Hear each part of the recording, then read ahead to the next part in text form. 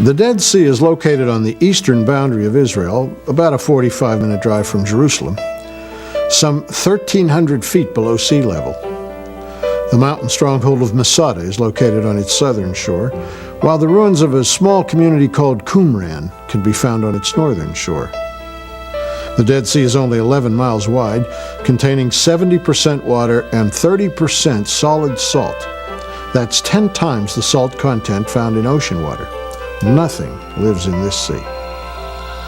The ruins of Qumran, overlooking the Dead Sea, were once the home of these wilderness people.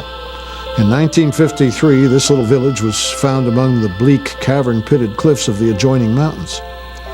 This is the Judean wilderness, and it is here that a few years earlier, in 1947, a Bedouin boy threw a stone through the opening of a cave, and, hearing the sound of breaking pottery, entered the cave, witnessing for the first time in 2,000 years the hidden treasure of this Qumran community.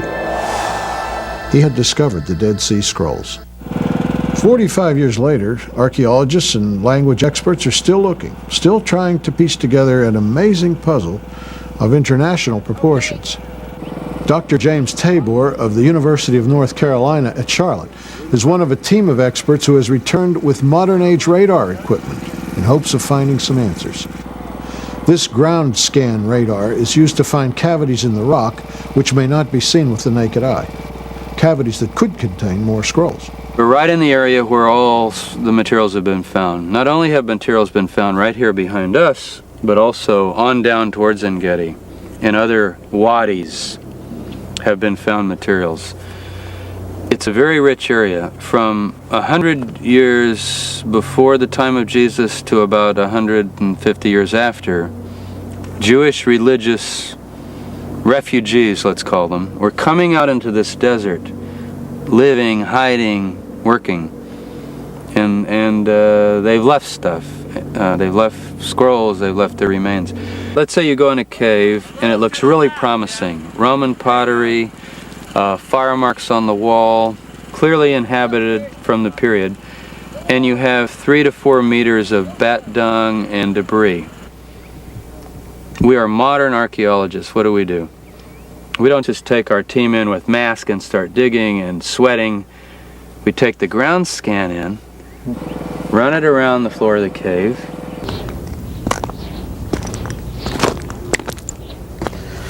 The most famous cave in this drama is cave number 4, jutting out from the cliff where the tourists can see, as if it had something special to share. I talked with Professor Tabor about this cave and about the whole issue of secrecy. There were 800 fragments of scrolls found in that cave, and very little of that material came out until last week. Well, I can almost infer from what you're saying that somebody read these texts and said, I don't think we should release these things. There are all kinds of conspiracy theories that have been proposed, theories just about scholarly jealousies, who gets to have their name on these texts. There's been alcoholism involved, there's been incompetence, there's been all sorts of things. It's not a pretty story. Boy, but everybody involved is not the bad and everybody's not good. But it's a mess. Everybody agrees it's a mess. Well, sure, and it is in the average office too, but 20 centuries we've waited for this I'll give you an example. The group of other documents called the Nag Hammadi materials were found about the same time. You can get numerous editions now in English of all of the material. It was brought out rather quickly. And with these materials, it wasn't. So what happened, actually it took until the 80s until the pressure really began to build. And Herschel Shanks, the editor of Biblical Archaeology Review, spearheaded a lot of this effort. But a great deal of public pressure. The public began to get interested in the late 80s, if you recall. Boy, it takes a while. As the word got out, people didn't know. 40% of the Dead Sea Scrolls aren't out. People began to say, well, I thought everything was out. What happened, finally, is that Professor Robert Eisenman at California State Long Beach obtained the photographs, not through any source that officially was given them. In fact, we're not even sure if, he hasn't told me for protection reasons, I'm not even sure he knows where they came from. But he and James Robinson, the editors of this volume that we looked at on the previous Not the program. evangelist James Robinson, but James Robinson. James Robinson, who's a very, very well-known scholar from Claremont School. Just simply, I guess you could call this the bootleg edition. They simply put this out. These two volumes bring us up to date. In other words, with these materials I have here that were already out, and these materials, all the material is out. The problem is this is still in Hebrew. It still is raw material. It's got to be carefully looked at. For over 40 years now, the group given credit for writing the scrolls was called Essenes. But Professor Robert Eisenman of the California State University at Long Beach, who has spearheaded much of the recent research, has a different theory. In 1952, a document called the Copper Scroll was found. And this was a scroll that really worried the people who were promoting a theory that we know as the Essene theory, because the Essene theory became the official theory of the group that was controlling the non-biblical texts. And the basis of the Essene theory was to press the documents as far away from Christian origins as possible and render this group that was intrinsic to the development of Christian thinking in Palestine as a pietistic, quietist, more or less politically uninvolved meditative group. But with the Copper Scroll, which were two scrolls punched into metal, revealed when they were finally opened, and there was a huge political struggle to get them opened, was that we had the temple treasure list here. And you say, well, what would that matter? It mattered because this pietist, quietist, retiring group that was apolitical, etc., why would they be interested in the temple, first of all, and why would they have a temple treasure list? And what it implied was that we had a group here who was in fact not this pietist retiring group, but a more activist, militant, aggressive group, probably connected with the uprising against Rome. And the temple treasure list that we found in Cave 3 probably related to the attempts by the revolutionaries to sequester the temple treasure in the face of the coming Roman armies. And that linked this group very closely to the uprising against Rome from 66 to 70. We feel that this movement, the movement we have here, is really the better name for it than Essene or even Zealot, is the Messianic movement in Palestine. We've said that this literature is tremendously Messianic. At the beginning we were seeing documents having to do with two messiahs, but we were also seeing documents having to do with a single Judeo-Christian style Davidic Messiah too. And in the unpublished materials we're even seeing more of this kind of material relating to a kind of normative Judeo-Christian Davidic style single Messiah. And if you read your Josephus, the historian of this period who wrote the Jewish war carefully, you'll see that Josephus says in one passage of his book about the war against Rome that the thing that most moved the Jewish people to revolt against Rome was the prophecy that a world ruler would come out of Palestine. That tells us that they were moved by the Messianic prophecy, and that the revolution against Rome that we often think of political was in fact not simply political but religious and messianic. We think we have here the literature of the movement. We don't say it began in the 1st century. It leads up from the Maccabean period in the 2nd century BC on up through the Herodian period into the 1st century. We think we have here the literature of the Messianic movement. And in my work I have said that the last stages of this literature and the last stages of this movement, which is the project I came to Israel to research in '85, is parallel to the Jerusalem community, that community known in the New Testament as the Jerusalem Church, the Jerusalem community of James the Just, sometimes called in Christian tradition the brother of Jesus. Just as at Masada, a few miles south, the people here knew how to preserve their precious water supply. The winter rains came down the mountainsides and filled the large cisterns and then passed through elaborate channels to pools throughout various parts of the complex.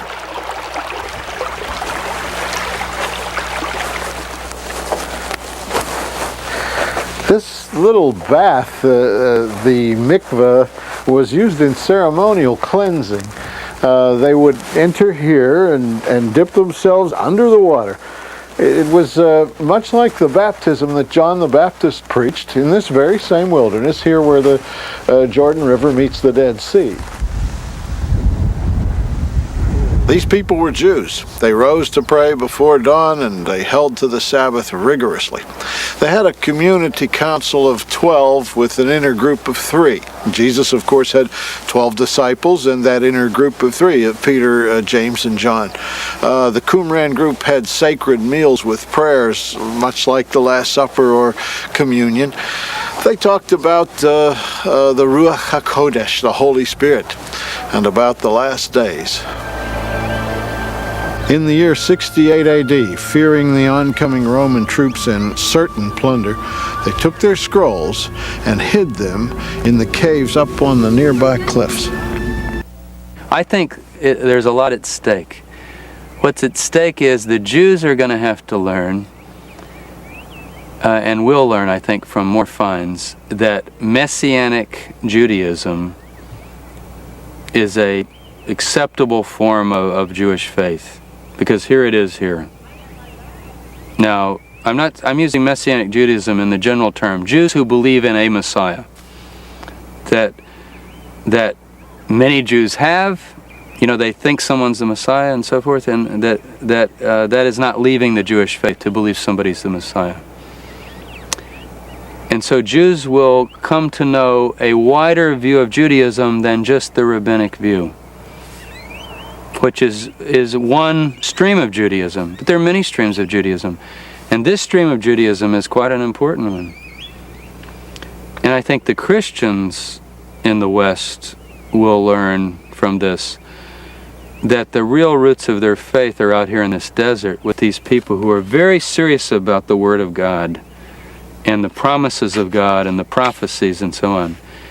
And we're not interested at all in Greco-Roman philosophy and secular culture. I think the Christians will see, as more connections are made, that this is actually the birthplace of Christianity.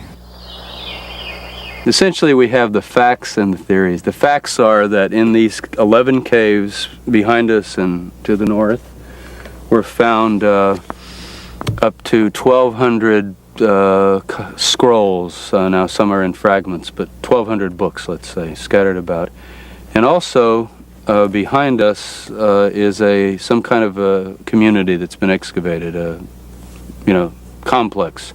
Do the two go together? Those are the facts. And the theories would be everything from their Essenes to their Zealots.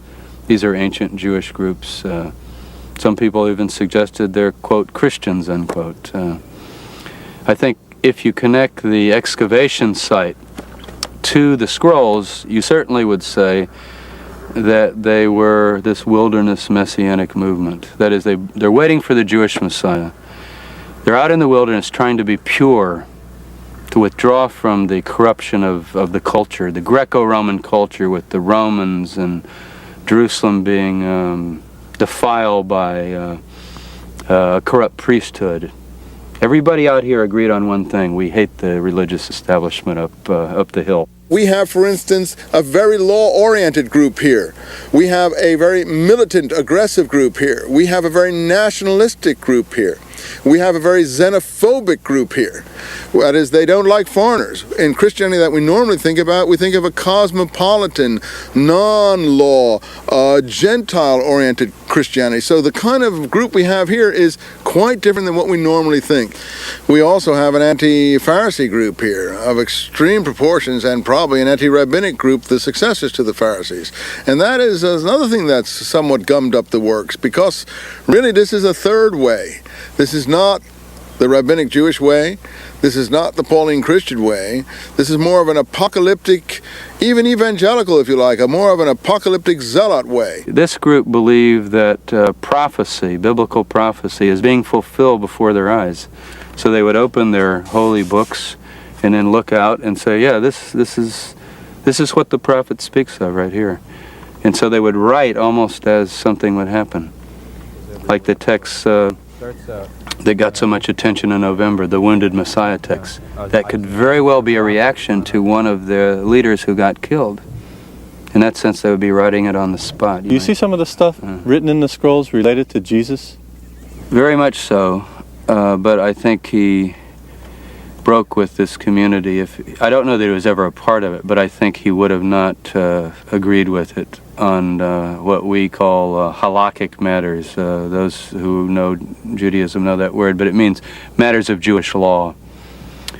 I would put it like this: Jesus seems to share all the major ideas of the group, such as they talk about a new covenant.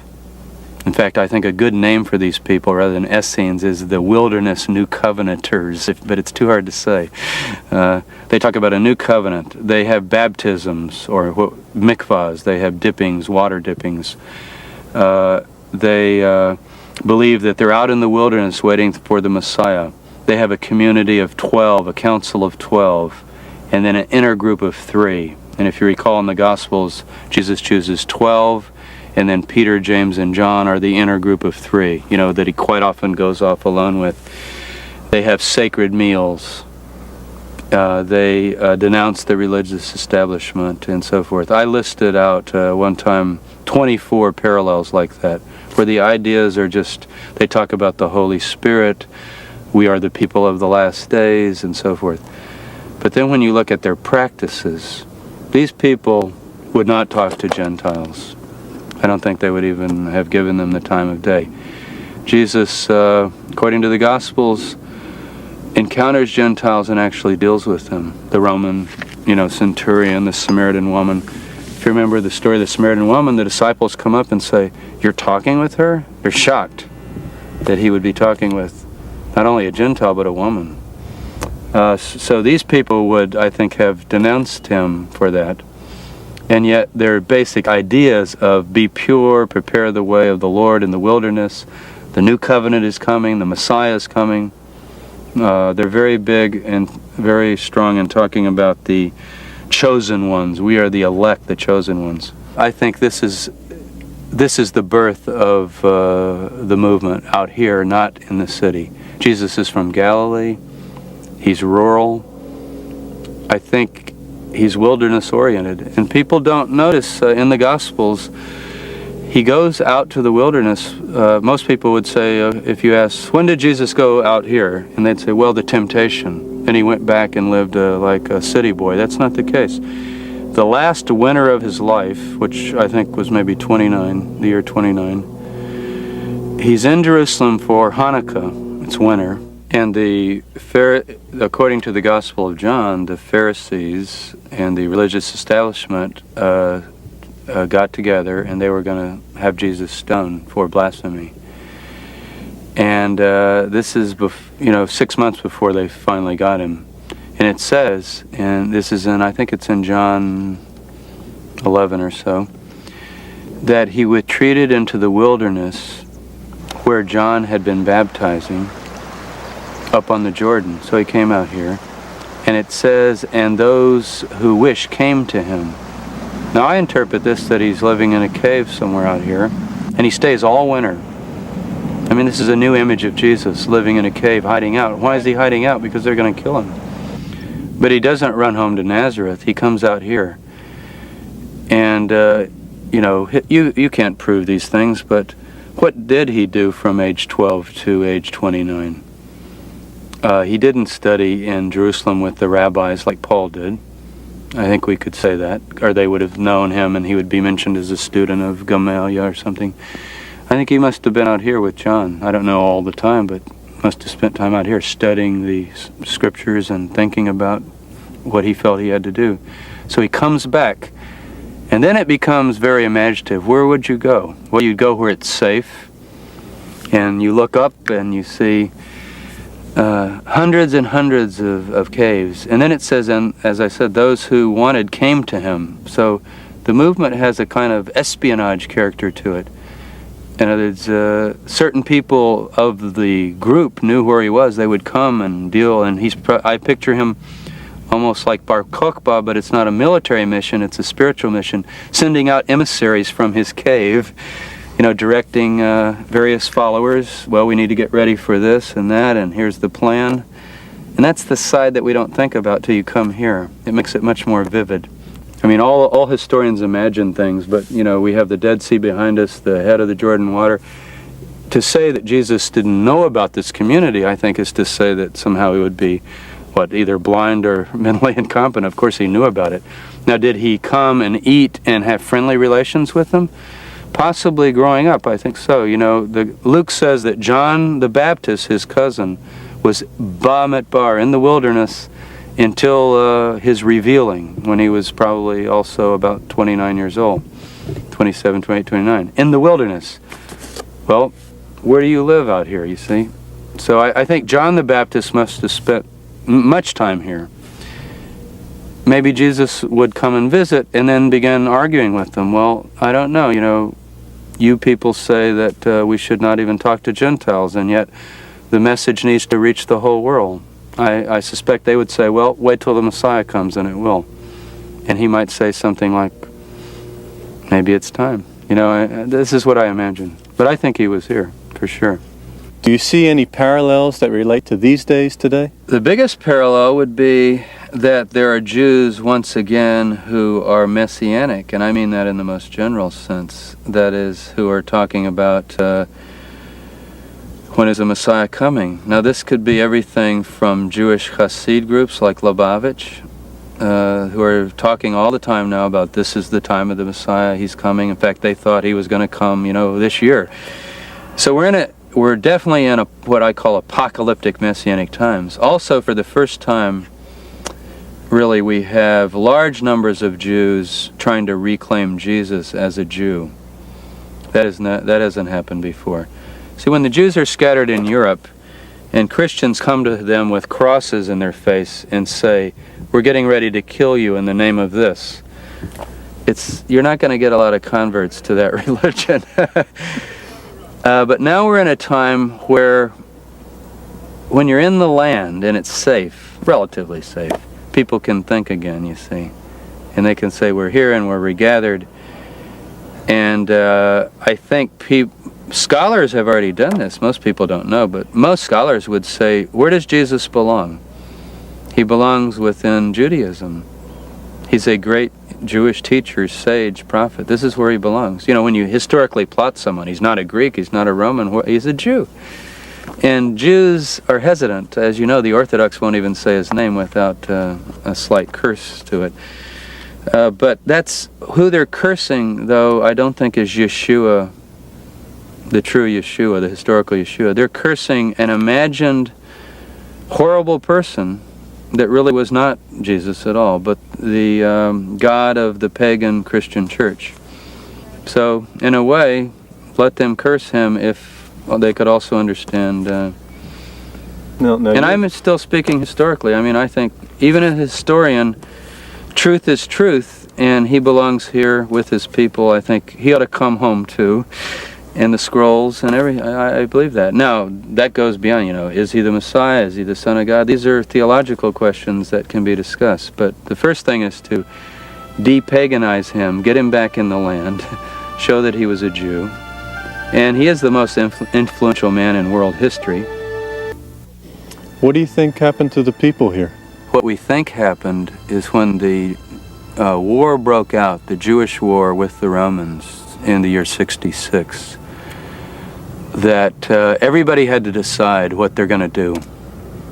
It's like Israelis today, you know, which side are you on in terms of, you know, the political questions and so on. Well, they had their political questions sharply divided. There were Roman collaborators, there were Roman resistors, but the religious communities had to take a stand. There's a war going on, people are dying. The Romans are systematically, they're going to come down this road, whatever road there was, everybody's wanting to go to Masada, down south. It's the big fortress. If you hold that, you can help hold out for the whole. So I think what happened in terms of the archaeological evidence is the Romans got this place and wiped it out, killed everybody. In your opinion, concerning these scrolls, what's at stake here for Christianity and Judaism? We have a theory, and we've had it from the beginning, and what we're seeing confirms our theory more and more rather than makes us doubt it.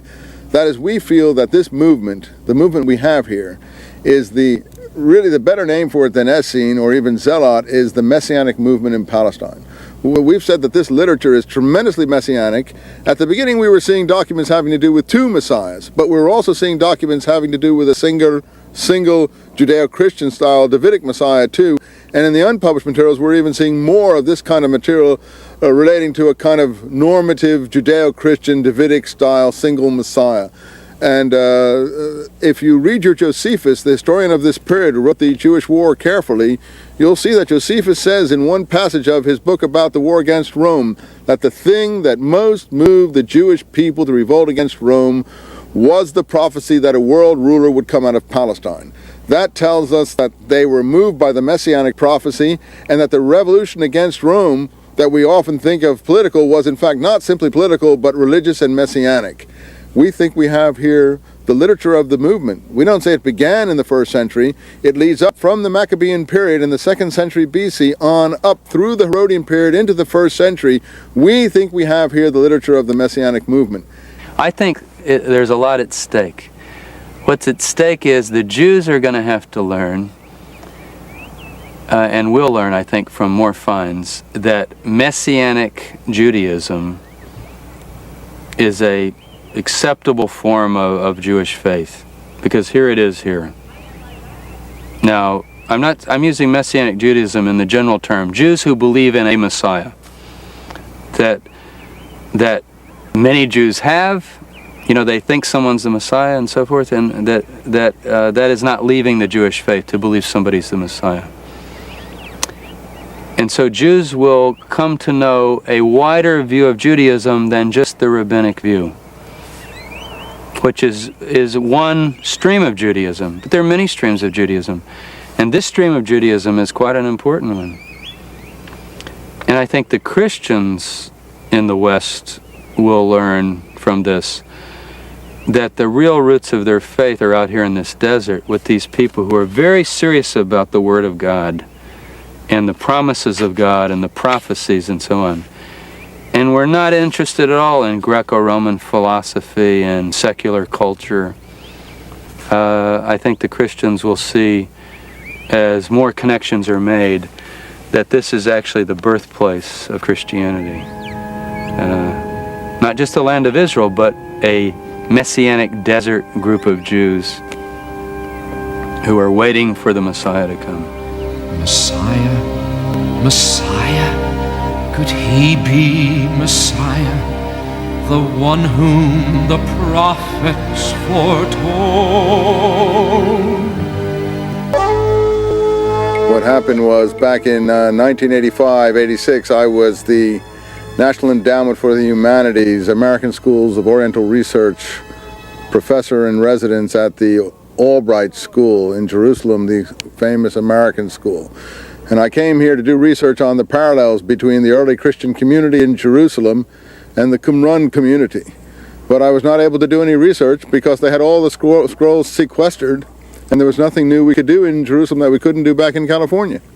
So when we saw what that situation was and that we basically wasted a whole year, we began to get very anxious about the access situation to the scrolls, and we started this campaign. And in 1989, we officially wrote to Strugnell and then to the who was then the new editor of the Scrolls International Committee, John Strugnell, and to Amir Drury, who was the new director of the Department of Antiquities in Israel.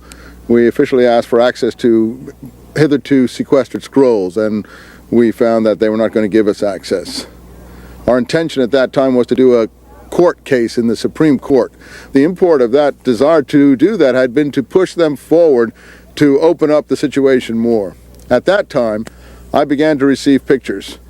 People began from sources seeing my position on the point of the struggle to free up access to the scrolls. Pictures began to come to me from unidentified sources that I'm not at liberty to tell. And I suppose the reason I was singled out was because they figured I'd know what to do with them. And they were right. I did know what to do with them, and my intent from the beginning was to publish all the scrolls, have free access for everybody.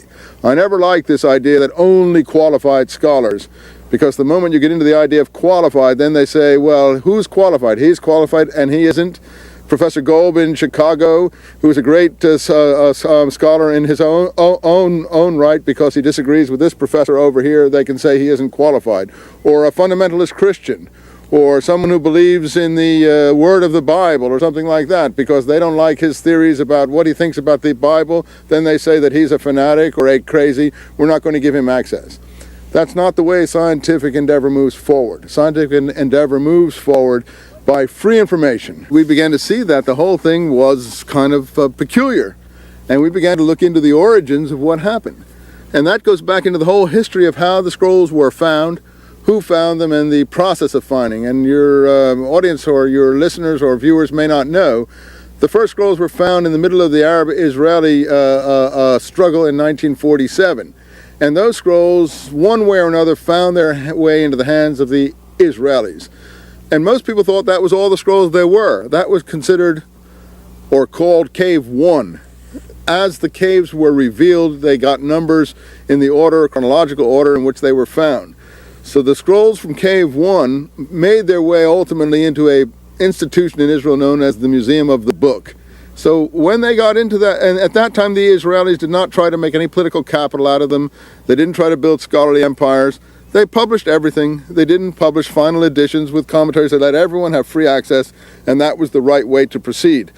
However, after that began to happen, more scrolls came in. At that time, the partition of Palestine occurred. Those were caves 2, 3, 4, 5, 6, etc., etc., etc., on up to 14. So between 1949 and 1956, a whole new other group of scrolls were coming in. But by that time, the area was under Jordanian administration. These were Hebrew, Aramaic documents. Before the rise of Islam, the Jordanians were not particularly interested in them. So who in East Jerusalem was Johnny on the spot to take over the situation? As it turned out, there was a churchman. His name was Roland de Vaux. He was the head of the Dominican order in Palestine. He wore 2 hats. He also was head of a school of French Vatican archaeology known as the École Biblique. He was the one the Jordanians, or he turned to the Jordanians, or vice versa. In any case, between the two of them, Father de Vaux basically took the documents off the Jordanians' hands. And in this process, he developed what he called an international committee. It was only international in name only, because first of all, it was always Judenrein. That is, no Jew could ever be part of this committee. So it was a fiction of an international committee, but on the whole, it was dominated by churchmen. For the few non-church or Protestant scholars that were part of this committee, there was always more cleric-type monastic individuals who were part of this committee. That is, the principal people were Father de Vaux himself, a man called Father Milek, another man called Father Starkey, and in the present generation, they have been succeeded by a father called Emile Puech. He is the reigning Dominican father at the present time. What we discovered that there was a kind of fiction developed here. That is, there were 2 kinds of scrolls that were coming in, and this is very difficult for your viewers maybe to understand. One were biblical texts, texts of the Bible, old texts that showed that the Bible as we had it was basically the same text that was operating then. But there was another group of texts that were actually even more interesting. People would have thought the biblical texts were the most interesting. In fact, they weren't. They were new texts no one ever saw before, what we called sectarian text or non-biblical texts. These texts always seems to go to these clerics. That is, the Protestant members of the committee, on the whole, were given the biblical texts. They were represented primarily by a man, Frank Cross, at Harvard. But the other texts basically went into the hands of Milek, and this individual that we now know, Strugnell, and some others of that kind, Father Starkey. And basically they were getting the most interesting text because they were interested to see from this period what was happening. So what developed was an information management policy. Like any institution, information is always managed in one way or the other. And their basic desire was to play down, reduce the interest in the scrolls, and to make it look like we had documents that were not of the most incredible importance for the history of early Christianity in Palestine. So what happened between the early 60s and the present was that basically all the Protestant members were pushed off of the committee. Allegro was pushed off of the committee. A man called Hunziker in Germany was pushed off of the committee. The individual from England that we referred to, John Strugnell, converted to Catholicism. And basically you had a committee dominated by churchmen and clerics. And that was the situation up till the mid-'80s when we began, as I said, to see this weird situation where we had utter secrecy and no one was allowed to see anything. And when we began to agitate, the strange thing is that we ran up against the Israeli authorities. Now you might say, how come the Israeli authorities got into it? Well, a very peculiar thing happened. In 1965, John Allegro, who had been fired from the committee by the others, because he was English, had great influence with the Jordanian authorities. And at that time, the Jordanians themselves were getting very fed up with what they were witnessing as far as the secrecy of this committee. John Allegro prevailed upon the king and his associates to nationalize the material in the East Jerusalem area in the Rockefeller Museum. And so in 1966, right before the Six-Day War, the Jordanian government nationalized the Dead Sea Scrolls in the Rockefeller Museum as a preliminary step towards taking control away from this church-dominated group and giving it to a more open scholarly group. The Israelis conquered the area in 1967. They benefited from John Allegro's pressure on the Jordanian government. That is, the Israelis now succeeded to the ownership of the scrolls because the Jordanians had nationalized them. But the Israelis knew nothing about all of this conflict that had gone on before. And so they basically gave the International Committee a new lease on life. So we had 20 more years of secrecy now under Israeli sponsorship. When the Israelis began to realize what was going on in 1986, 87, and 88, and under our pressure began to introduce their own people, then they became sensitive because they said to the world at large, look, we've just got our people into this now. How come you're just taking it away from us? And that was the basic approach of the Israeli establishment, of the newspapers in Israel, and so on. But our response to that was simple. It was too little, too late. The time had come for open access to all scholars without differentiation, and we achieved that this year through 3 events. One, the computerized reconstruction of the unpublished transcripts. 2, the opening of the Huntington Library files, for which I was a consultant, and I was the first scholar to be allowed in to see the Huntington Library files. And 3, our final publication of the complete facsimile edition of all of the Dead Sea Scrolls, which we did in November, which included all the pictures that had been coming to us since 1989, approximately 1,800 plates. As far as we're concerned, the whole controversy is over. Now that the latest scrolls have been released, where does the search for new material go from here? We'll explore that question with Professor James Tabor.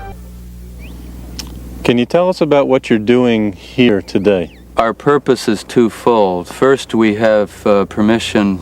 You have to get permission to do anything over here. We have permission from the Israelis, from the Department of Antiquities, to survey, to do a cave survey from Jericho north of here all the way down to En-Gedi. And we're right in the area where all the materials have been found. Not only have materials been found right here behind us, but also on down towards En-Gedi. In other wadis have been found materials. It's a very rich area. From 100 years before the time of Jesus to about 150 years after, Jewish religious refugees, let's call them, were coming out into this desert, living, hiding, working, and they've left stuff. They've left scrolls. They've left their remains. So the biggest thing we're doing is every day our teams go out in the morning. We're divided into teams. They've been given a kilometer down the highway, and they map every single cave. And as you can see, driving up the road, we're speaking about thousands of caves. We have very detailed maps like this, which take each kilometer block, and we've taken each kilometer, like my kilometer is 253 south. I've been working on it for a week now. That means we go up in all the cliffs. You have to go up. What you do is you first map them from the ground as you can see them, then you start going up. What often happens though is you get up there and you'll see something you couldn't see from the ground. Like the area I happen to be in has 5 plateaus, And we discovered various caves and things that you cannot see until you get to the next level. The other thing that happens is you'll see a narrow slit, maybe 1 meter high, and you think, well, that's just what we call an animal hole, or maybe a mountain lion hangs out there. But you get up to it and look in, and it's a narrow opening into a whole cave, you see. Now those are the type you miss, but actually that the zealots and the Messianic believers and so on would have wanted to find most, because that's exactly what the Romans would think, like, well, there's nothing there. Like the scrolls found in Cave 1, I mentioned earlier, small opening, you couldn't see. We will then begin systematic exploration. This will go over several years, of all the caves that look promising. This is a very lengthy thing. See, what has happened is when the scrolls were discovered by the Bedouins, the Europeans got involved, Father de Vaux and the Catholic team especially.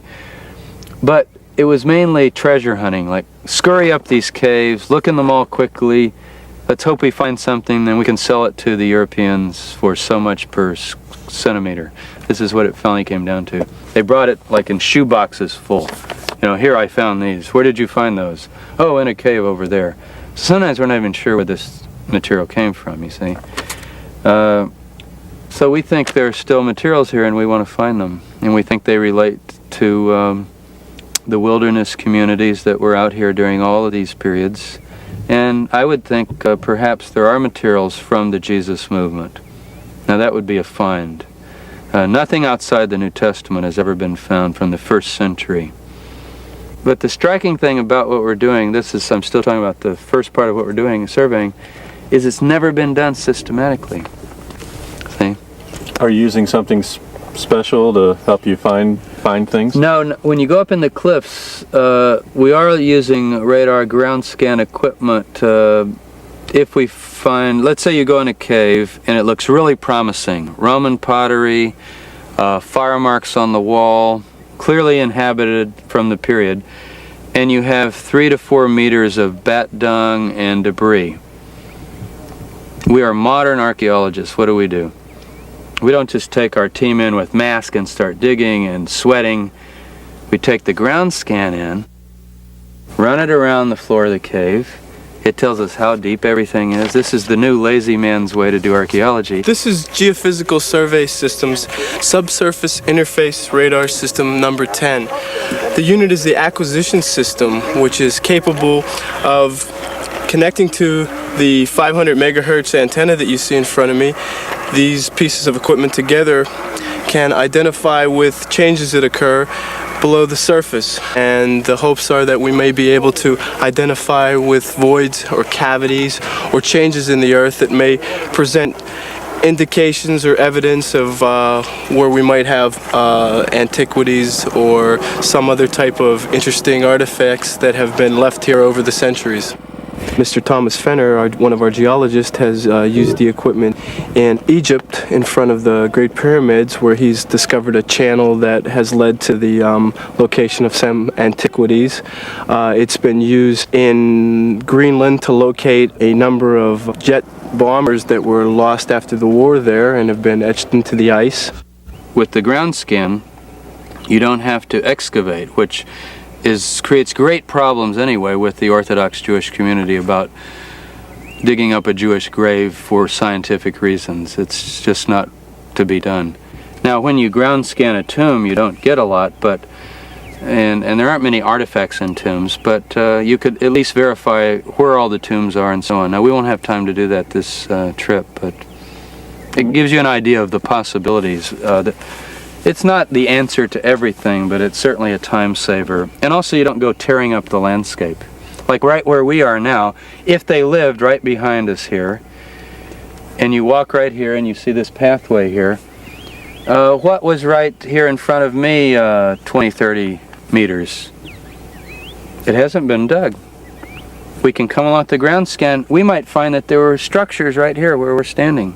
The land is so rich that it's going to take a few centuries to get around to everything. But we have to choose priorities. And for those of us interested in the roots of Western civilization, which takes us to Christianity, which takes us to Jesus, which takes us to this desert, which takes us to this spot where we're sitting, I would rather dig here than anywhere else. So that's why I'm here. If you had only one wish, just one wish, in something to find, what would it be? A letter written by James. And in that letter could be many interesting things, but perhaps just some even common things. Just because he was the leader of the group from the year 30 to 62, that's 30 years. He had an old and long career, and he bridged the generation, and he was revered by the Jews who didn't accept Jesus as well as the Jews who did.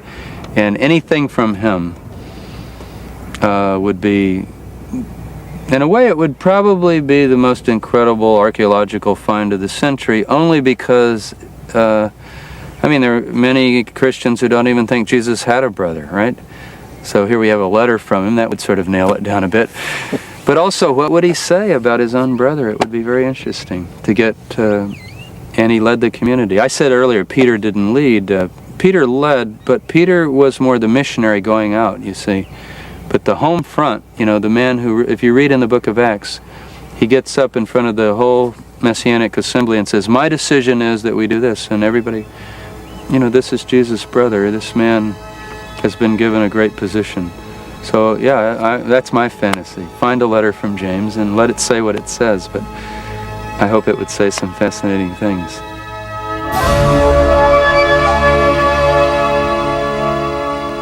I'm going to do something I rarely do on a program. I'm going to read from the daily newspaper. The article appeared in the Dallas Morning News. Dead Sea Scrolls mention death of Messianic leader, and the New York Times reference to execution of Messianic leader is found in scrolls. I'm going to read from the Dallas paper because it's more complete, and the New York Times, curiously, omitted all reference to Scripture. The Morning News listed out all the Scripture. I find that interesting. In any case, the article went this way. The dateline is Associated Press from Los Angeles. Newly released text from the Dead Sea Scrolls mentions the execution of a Messianic leader, suggesting that some ancient Jews shared the Christian concept of the slaying of a Messiah, scholars said Thursday. You know, they don't believe this. These are people who do not believe the Lord's report. In the gospel is full of Jewish people believing in Messiah, but discounting the New Testament, and that's okay with me. The power of this new revelation is it's not biblical. There's an extra source now to read of Christ outside the New Testament. Technically, you could say I don't believe the New Testament, but I do believe in the historicity and mission of Jesus Christ. You could do that now. Listen up. One fragment contains 5 lines of text that describes a, quote, leader of the community, unquote, being, quote, put to death, and mentions piercings or wounds, said Robert Eisenman, a professor of Middle East religions at California State University at Long Beach. The text also uses Messiah-related terms, such as the staff, the branch of David, and the root of Jesse, said Mr. Eisenman, who helped translate the scroll fragments. Its language is close to that in the Old Testament book of Isaiah, which says, "For our sins he was wounded," and that is Isaiah 53:5. Many Christians use Isaiah's prophecies to aid to their understanding of Jesus, and that is significant. We've taught Isaiah 53 meticulously on our program repeatedly because it is so Christological. Mr. Eisenman said he doesn't know whether the leader mentioned in the text was Jesus, but he said the text has far-reaching significance because it showed that the scroll's writers and early Christians shared similar messianic ideas. The idea of it, is it Jesus? Well, it is someone at the time of Jesus who came for his people, suffered and died and was wounded for their transgressions, so it sure sounds like Jesus, let me put it that way. But it doesn't literally say Jesus in the scroll. He said the text supports his controversial theory that the most recent scrolls were written by Jews who helped form early Christianity. Many other scholars believe that the scrolls were written by an ascetic Jewish sect called Essenes. The sect called Essenes lived down by the Dead Sea, and of course we have covered their activities before. They were the people from whom John the Baptist came, really. He was closely related to them. And we detailed it in our footage. We've known for a long time there are connections between ideas contained in the scrolls and Christianity, says the scholar. However, this particular idea, the idea of a dying Messiah, is new and explosive, said Michael Wise, a University of Chicago professor of Aramaic, the language of Jesus. You know, of course, it's not new and explosive to anyone that reads the Bible, but the point here is these men are not believers. They don't believe the New Testament revelation, but they have found in a completely separate source, a scientific source, a carbon-dated source, that there was a dying Messiah at the time of Jesus. Now, that's a piece of news. The Dallas Morning News put this on page 1, by the way, the New York Times on page 4. Dallas Times Herald, page 5. It'd be interesting. I learned from friends out of town their paper didn't cover it at all. You can figure out where your newspaper is spiritually, I suppose, by the page number of this revelation. Mr. Wise, who helped translate the fragments, said it was always thought at the time that Jews at the time of Jesus expected a Messiah who would restore Israel to dominance politically. Yet the newly released text shows that the Jewish scroll writers had the idea of a Messiah who would suffer and die. That's what explains Jesus. There have been messiahs through well, we have messiahs today. We have Reverend Moon, we have Lord Maitreya, we have Maharaj Ji, we have all sorts of messiahs. But the idea of the suffering, dying Messiah is what Isaiah and the other prophets forecast. And that is what Jesus did.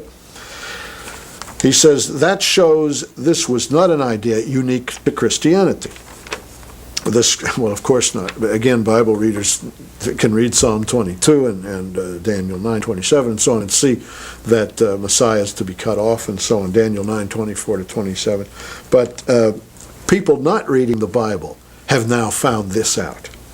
The scrolls contain the oldest known copies of the Old Testament and numerous other writings. Scholars believe that they were written by a Jewish sect sometime between 200 BC and 50 AD. That would put it 2 centuries before Christ and a few years after him. The 800 scrolls, most in fragments, were found in caves. We showed that on our former program. A group of scholars working under Jordanian and later Israeli auspices controlled access to many scrolls for 40 years, drawing criticism that they were sluggish in publishing translations. And of course, this is they still are sluggish. It's just that people made a concordance, and people from the concordance reconstructed painfully the original text, so the rest of us peons could at last see what they were suppressing here in these scrolls, and it's worth seeing. My, is it ever? If the translation of the fragments is correct, the text is very significant, says James Tabor, a University of North Carolina associate professor of Christian origins and ancient Judaism. It tightens the connection tremendously between the early Christians and the people who wrote the scrolls. Eugene Ulrich, a University of Notre Dame theology professor, said, "It's an interesting text. I doubt if one would call it explosive or revolutionary." This particular character is the one who was the chief editor. It says, as chief editor of the scrolls, Mr. Ulrich was among the scholars who had early access to them. He and his staff suppressed this information all these years. I don't think a man like this, a University of Notre Dame theology professor, would even appreciate that he's reading Scripture, or has other reasons, but why he would suppress so important a revelation for so long a time is beyond me. Many concepts once believed to be uniquely Christian were found to have been mentioned by Jews who wrote the scrolls, Mr. Ulrich said. What a revelation that is.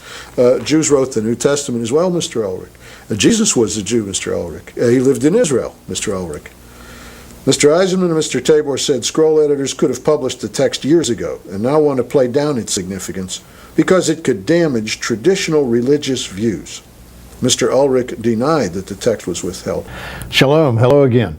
Now you may remember in early November we made a program on the newly released text of the Dead Sea Scrolls. The November 8th newspaper had the article about the scrolls released, and several scholars who'd spoken up about new texts that were very exciting.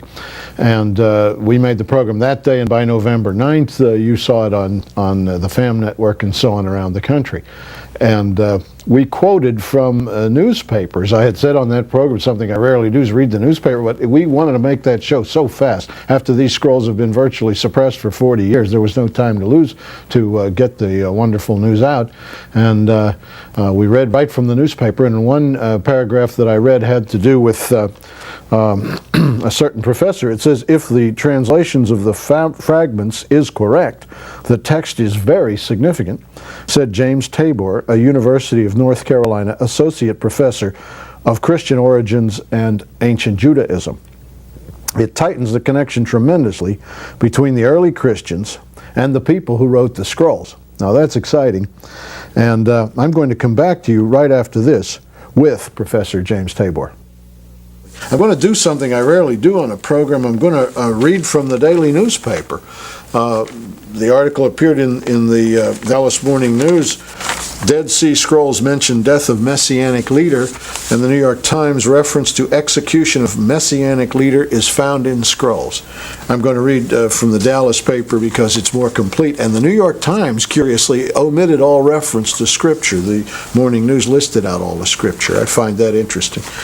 In any case, the article went this way. The dateline is Associated Press from Los Angeles. Newly released text from the Dead Sea Scrolls mentions the execution of a Messianic leader, suggesting that some ancient Jews shared the Christian concept of the slaying of a Messiah, scholars said Thursday. And so, from the University of North Carolina at Charlotte is Professor James Tabor. And thank you very much for joining us. It's good to be with you today. It's great to have a principal exponent of a new idea with you because you can get it straight from the beginning. Now, you have three texts about Messiah that we can discuss. Correct. Right. And the first one is what we call the slain Messiah text. Yeah, that's the one that caused all the stir last month. This was in the newspaper. That's right. Can you enlighten us then? Yeah, before I do the three, I'm going to also show you something officially. This is brand new. It's only been out about a week. In fact, I had it sent overnight UPS to have it for this show. This is, I guess you could say, the bootleg edition of the unpublished scrolls. Right. This is the one that made out of the... Dr. Robert Eisenman and James Robinson at Claremont. Eisenman is at Long Beach State. They obtained the photographs. Wait, and these little fragments, somebody had to stitch all that together? It's 1,657 fragments, similar to the ones we're going to talk about. Who knows what's in them all. Never been seen before. In fact, I'm sure this book has never been seen before on television until now. Some of them will be impossible to decipher, they're very small. Others you can read if you know Hebrew just quite easily. So there's this is only in Hebrew, so it is available, but unless you know Hebrew, there might not be a lot of point in getting it. But the point is all the unpublished material is now out and available to any scholar who wants somebody who can read that can now see for himself. In fact, the first two scrolls I'm going to show you, let's start with this first one, which we call the Slain Messiah text that made the newspapers that you did the story on November the 8th.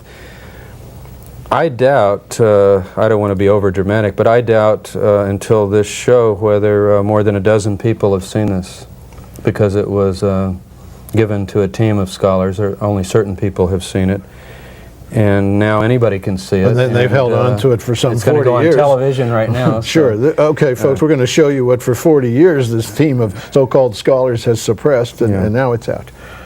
And many of them were good scholars. I don't want to say that, but for whatever reason, it's out. We're glad it's out. Now, it's a small fragment right here in the center of the page.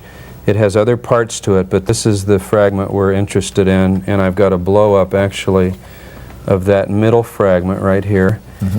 And I think with a little bit of work we can read it together, and I actually want to go over it word for word because every word is quite interesting. It starts out, you can probably make that out. Yeshayahu. Yeah, Isaiah, the prophet, Hanavi. And now this word we're not sure of, but then it begins to quote Isaiah 11:1, which is a text about the Messiah. It says, there's the verb yatzah, there will come forth a staff or Branch, not a branch, but a stem Shoot. from the Gaza, from the root of Jesse. There's Jesse there. And then it goes on to say, this is kind of the striking phrase, Tzemach, the branch of David. So it goes from Isaiah 11 to probably maybe Jeremiah or Zechariah. Remember, there are references to the Messiah also being called the branch. So the branch of David. So very strongly branded as a Messianic text, quoting probably, definitely Isaiah, probably Jeremiah, maybe Zechariah. And then it says something, it's difficult to say for sure, but something like, they will be judged. So perhaps that the branch of David will judge the world, or maybe that they will judge him. By the way, I'm reflecting the help of Professor Michael Weiss, who discovered this text in the photographs and his translation and the variables that I'm giving you here. Then very clearly it talks, you can see the word, there's a mem and a vav and a tet in Hebrew, which is the verb for to die.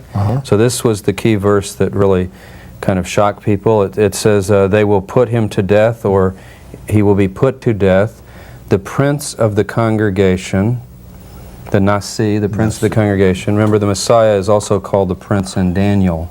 So it probably means the prince of the congregation will be put to death. They will put him to death. Messiah, the prince, Daniel 9. Exactly. Now notice that. That's a tzadi and a mem, but the other word is dropped out. But look, we have that right here. Tzemach again. Others, that is the branch. So they will put to death the prince of the congregation, the branch. I think one letter gone, but probably that's what it says. Then with woundings or piercings, see that? You can see halal there. With woundings or piercings, and then you go to this word, the priest will command, or the priest will command woundings and piercings. Seems to say then that they will put this Nasi, or this Tzemach, this branch, to death. So that's what all the stir was about. Suddenly we had a text from Qumran that clearly talks about the Messiah being suffering or being slain. That seems to be a valid interpretation. The verdict is somewhat out because we want to work on these other fragments. Maybe there are other materials that go with this, but that seems pretty clear, as you could see even from the Hebrew there. Wouldn't you say? Let me certify for the audience, I'm not a Hebrew scholar by a long shot, but I can follow what's written there, and it's exactly as Professor Tabor's translated. The bigger question, of course, this was written down by the people in the Qumran caves. They weren't necessarily believers in the sense of they saw the activities of, let's say, Jesus for the sake of argument. And they weren't writing a religious text. They seemed to be reacting to events. They report the death of a leader of the community, etc. And they choose to refer to Isaiah's messianic prophecies to help identify this person that died. And the woundings and piercings is out of Isaiah 53, so on. It brings a familiar chord to them. The big question then, could this simply be referring to Jesus?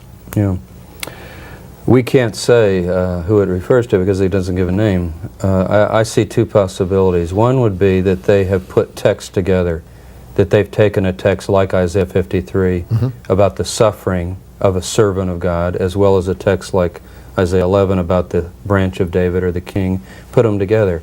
I think that's unlikely, though, because even in the New Testament, in the Gospels, you have the disciples presented as not putting that together. They react to the event. Then they say, well, we know he was the Messiah, but he was slain. Oh, yeah, it must mean this and this. And they went back and found those texts, these suffering texts. I think it's much more likely that the latter happened, that what we very well might have here, I'm not positive, but we might have a text written in actual reaction to the wounding or piercing or slaying of a figure that this group had great hope in. But to say it's Jesus, of course, that's going beyond the evidence. Although we can now say, if this translation holds, that this group also was thinking in terms of the suffering Messiah as well as the king. At least they had the teaching that Messiah came to suffer, to intercede. They seem to have that. Now sometimes you'll hear people say, well, Judaism teaes that. There's the Mashiach ben Yosef, the suffering servant. But you see, that's late. That's late in the Talmud and in other midrashic materials. This is an early text. You cannot show, I don't know of a Hebrew texts in the Midrash, the Talmud, the Mishnah, you know, these ancient Jewish sources, this early that talks about Messiah being pierced or slain. So this, other than the New Testament, this is it. But what it means is that other Jewish groups of the time were also in some way discussing something like this.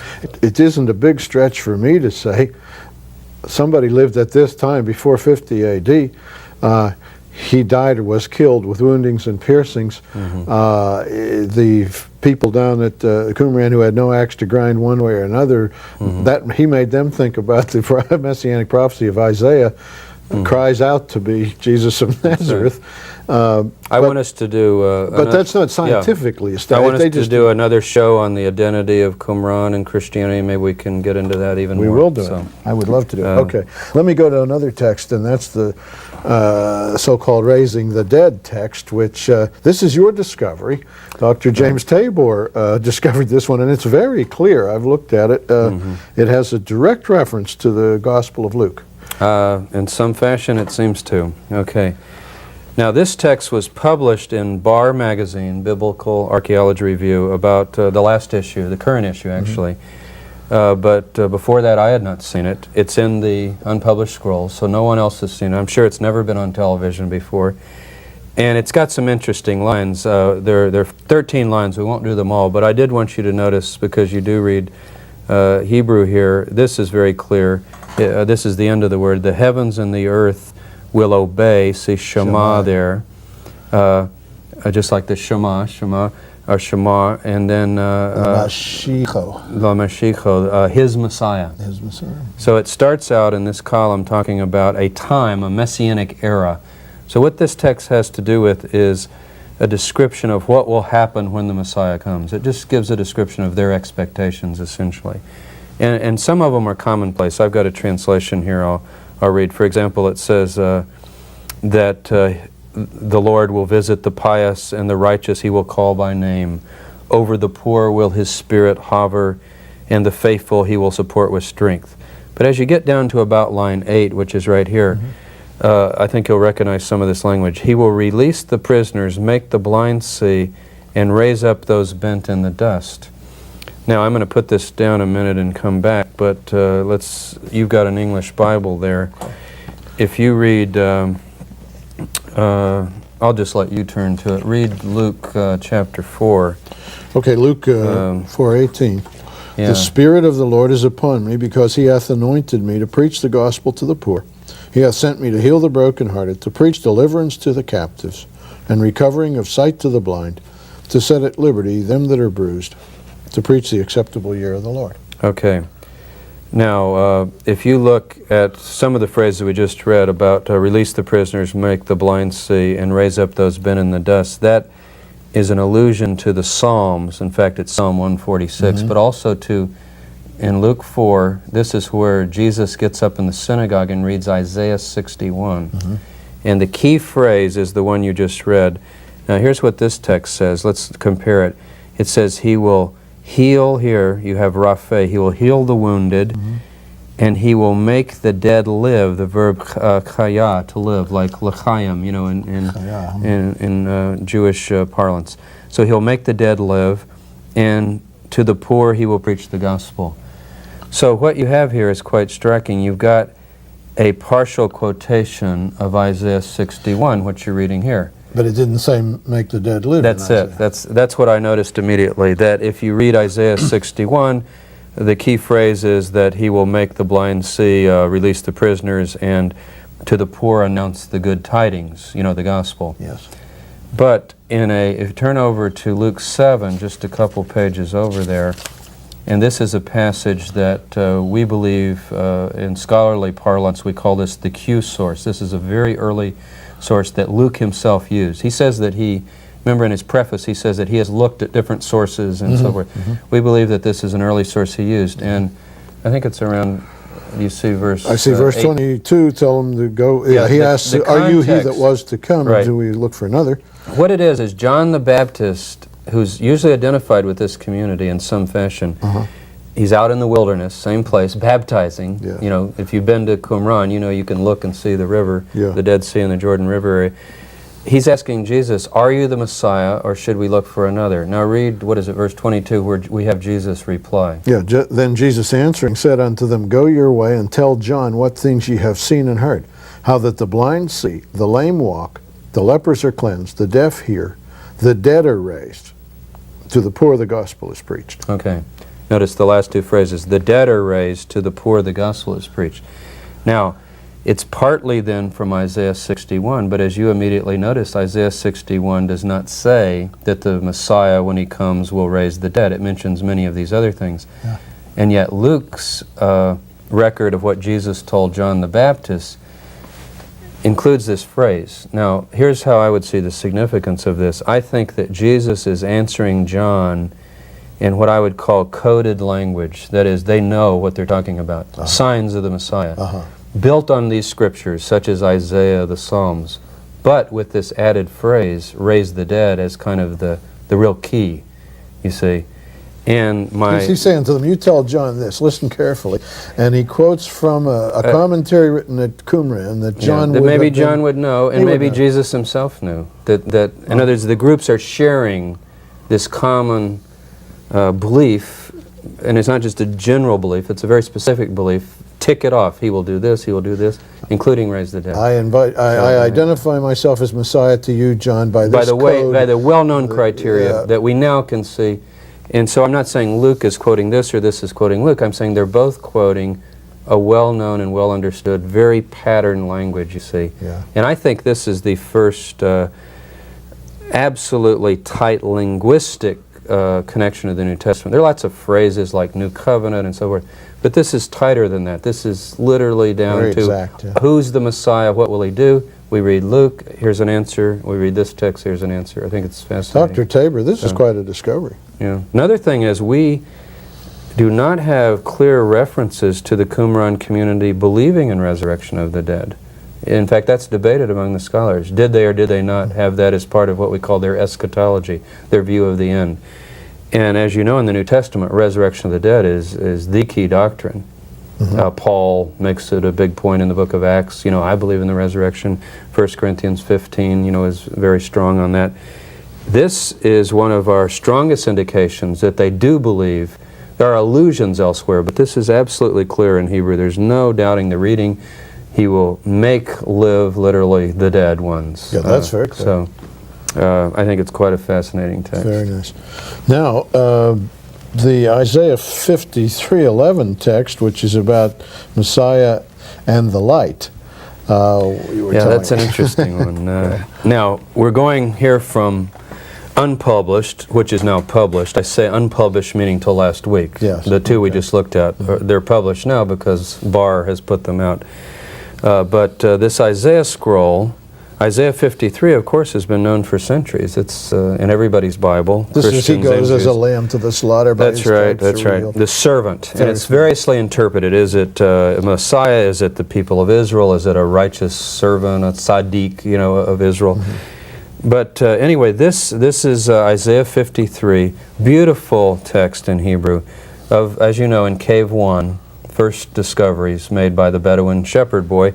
This whole scroll was found, complete scroll of Isaiah. Yeah. And you've seen it, I think, have you not? Yes, I have. Yeah, because you did that program. program. In the museum there. Yeah. And I think you demonstrated that a modern Israeli can simply sight read this. It's that clear. It's sure, absolutely it's clear. very easy to read. Now, so this is not an unpublished text, but it's an interesting text. Now, people often ask, when you compare the Isaiah of Qumran, which is 2,000 years old or more, and the Isaiah text that we have today, copies of copies of copies, medieval Hebrew manuscripts, are there major differences? The answer is no.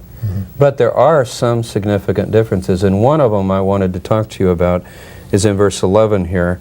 You have English Isaiah 53, verse 11. This would be the common King James translation of Isaiah 53:11. Go ahead and read it. He shall see of the travail of his soul, and shall be satisfied. Okay. We'll just take that phrase. If you notice in Hebrew here, this is literally from the travail, there's nephesh, of his soul. He will see. Okay. Now, the word I've circled here is the direct object. He will see what? Light. Or That's not in your text you just read. Now, if you don't have the word light, you would have to translate it from the travail of his... read it again. I'm getting mixed up. yeah, it's what they did with that. He shall see of the travail of his soul. Yeah, which in a way doesn't make sense. So he will see from the travail of his soul. Well, what will he see, you see? Yeah. So in the Qumran scroll, you have the word light. He will see light. Now, I think this is an allusion to resurrection. For this reason, Isaiah in chapter 27 and in other places uses light as a metaphor for raising the dead. The dead are in Sheol and darkness, and they see light. And this is talking about a man suffering, being buried, and then seeing light, you see. So the point would be that this word light was in copies of Isaiah from the 1st century, during the time of Jesus, during the time of Paul, during the time of the early rabbis. Apparently was in their copies. And now here's a modern Hebrew Bible upon which the King James was based, Masoretic text, standard text, in which the word light is missing. Now, historically, some people don't like the resurrection for different reasons. One group because it's too hard to believe. Let's not make the people try to believe that's going to happen. Another group because it's written of Jesus and they don't like the idea. Right. Could it be possible the Masoretes, the ones who prepared this Masoretic text, altered an original text? I think we just have to say that in the oldest Hebrew version it exists, in the Masoretic text it doesn't, and just leave it to scholarly judgment beyond that. But you have a this is a sensitive here. text, though. It's Okay. a very sensitive text. All There's right. no doubt about it. I'm looking at And a page. It did become sensitive in Jewish-Christian disputes. That's clear. Yeah. It's not read in the synagogue today. It's not one of the Haftorah readings. It's skipped, in fact. You read Isaiah 52 and you go to 54. Why is that? I think because of the slaughter of the Jews by so-called Christians, and it became very sensitive to, in the medieval times. He goes these as a debates, lamb to the it's- slaughter. Still in all, it seems Christological on the surface, almost anybody That's how would. Christians have understood it, and some Jews have understood it that way. I'm also going to add this, because I want to stick with the 1st century. Here's a 1st century text. It does have it. I think that Paul, in his letter to Corinthians, 1 Corinthians 15, he says that the Christ, the Messiah, died, was buried, and was raised. And then he adds this phrase after each one, according to the Scriptures, which means the Hebrew Bible. He read it somewhere. Now, where does it say in the Hebrew Bible that the Messiah will be raised from the dead? I can't think of a place clearly. Not like this. No, not So as it clear as could that. be that he's referring to this text. I am persuaded that he is, because this text talks about burial, death, clearly, burial, and now with this reading, it also talks about somebody seeing light. Now, all I'm saying is I think that was Paul's interpretation. Haven't I cornered you? Haven't you just said Paul picked up a Bible and it said light in there? We pick up I think a it's Bible likely that, and it's not in there. I think it's likely that his text said light. And slight alteration. Yeah. Boy, an important one though. It's an interesting one, and and by the way, the New International Version, which many people go in a bookstore, look, has put it back in. Put it back in. And the new RSV that just came out last year, no, it just came out this year, has put it back in. So the 2 latest modern scholarly versions have included this reading. So how do they sit with Jewish scholars that? They're well respected. In fact, Jews were on the committee of the new RSV. I think scholarly Jews are interested in text, they're not interested in debating theology. So if the text has it, and this seems to be the oldest reading, why not put it back in? This is what we can still debate what it means, but it's in. I think basically it's in. And I wouldn't. In fact, the newer Jewish versions will eventually footnote it, I think, as time goes on. We're in an era now of open discussion. These are Jewish texts I'm showing you. These aren't Christian texts. No, all 3 of these are thoroughly Jewish texts. Yeah. And yet they're talking about things that Jews and Christians have in common and need to discuss. And one problem we're going to take up on our future programs together is the sticky area of these are Jewish texts found in West Bank locations and controlled by Christian scholars. This is a weird area of modern, I think of Daniel 12:4, knowledge will increase in the end. I'm sure he means spiritual knowledge. And these Dead Sea Scrolls, to me, this just makes me bounce in my seat. I mean, I've never seen anything so exciting. They're fascinating. With these Texts, as I was telling my students the other day, I have enough to do now for a lifetime, just working on these scrolls. What a nice... and stay with me, will you? I'll chronicle everything you find out. This is wonderful. I'm honored that you came forward and joined us, and we're going to pass this knowledge along. And you'll be here for 2 more programs in which we're going to discuss still more other aspects. Yeah, aspects of these finds. So Dr. James Tabor, the University of North Carolina at Charlotte, he's Associate Professor of Ancient Judaism and Early Christianity, and thanks so much for joining us. It's good to be with you. Well, now 24 people, and you have seen these Dead Sea Scrolls that are pictured in the newly released volumes. I'm so glad if you watch this program, and we're going to, of course, have this program and the others with Dr. Tabor and about the Dead Sea Scrolls on video so that you could get them. These are programs. I realize there's a lot coming at you in a program like this if you're not a scholar of these things, and I'm not myself, and the videos will be available for study. Dr. Tabor, thanks for coming back. It's good to be back. I should mention that you were cited in that original newspaper article that we read aloud on our program when it came out, November 8th. The program was broadcast November 9th. You were one of the people that helped release these scrolls. Now, I've understood that something like 40% of these Dead Sea Scrolls, and these were found back starting 1947, exactly, have been unpublished until now. Until last week. Until a week ago. Boy, I'm so grateful to you for coming and seeing us. I really am, and disclosing these things. But why did it take all this time? It's an amazing story. I'll give you a short version of it. Okay. When Cave 1 was first discovered, the famous Bedouin shepherd boy who throws the rock in and hears the pottery and goes in, there were 7 complete scrolls found in that cave. They've all been published for years and years because the Israelis had them. And they brought them out very quickly. You can see them in the Shrine of the Book. But as other caves were discovered, 11 caves have yielded scroll material. They were under the Jordanians. This is getting a little bit into politics, but you see that area was controlled by Jordan. So they went to East Jerusalem, to the Palestinian Archaeological Museum, as it was called. Have you been to the Rockefeller? Yes, I've seen it. Okay, well, that's the place. It was then called PAM. And they were put under a team of Roman Catholic scholars, mostly who had worked at École Biblique, the École there, the school. And there was one non-Catholic. No Jews worked on these scrolls. No Jews worked on Jewish scrolls. No Jews worked on these scrolls. Interesting. Yeah. All the way up into the 60s. And essentially that team had the scrolls. They would give them out to their students, to various people, and there was no way to get to them. I was too young to remember those days, but people older than I have died now. One of my revered teachers, Morton Smith, died this year at Columbia University. He never got to see the unpublished Waiting a scrolls. lifetime to see scrolls held by Palestinians and Roman Catholic scholars of Jewish writing. Okay. It's a strange saga. Now, it was not until Father de Vaux, who was the first chief editor, said that they would all be out in 1962. How many years has that been? Almost 30 years ago. 30 years. So it hasn't happened. 8 volumes have come out, but the more interesting material from Cave 4, if any of your viewers have been to Qumran, Cave 4 is that very easy to spot, wide open cave right as you're standing looking at the cliffs there. There were 800 fragments of scrolls found in that cave, and very little of that material came out until last week.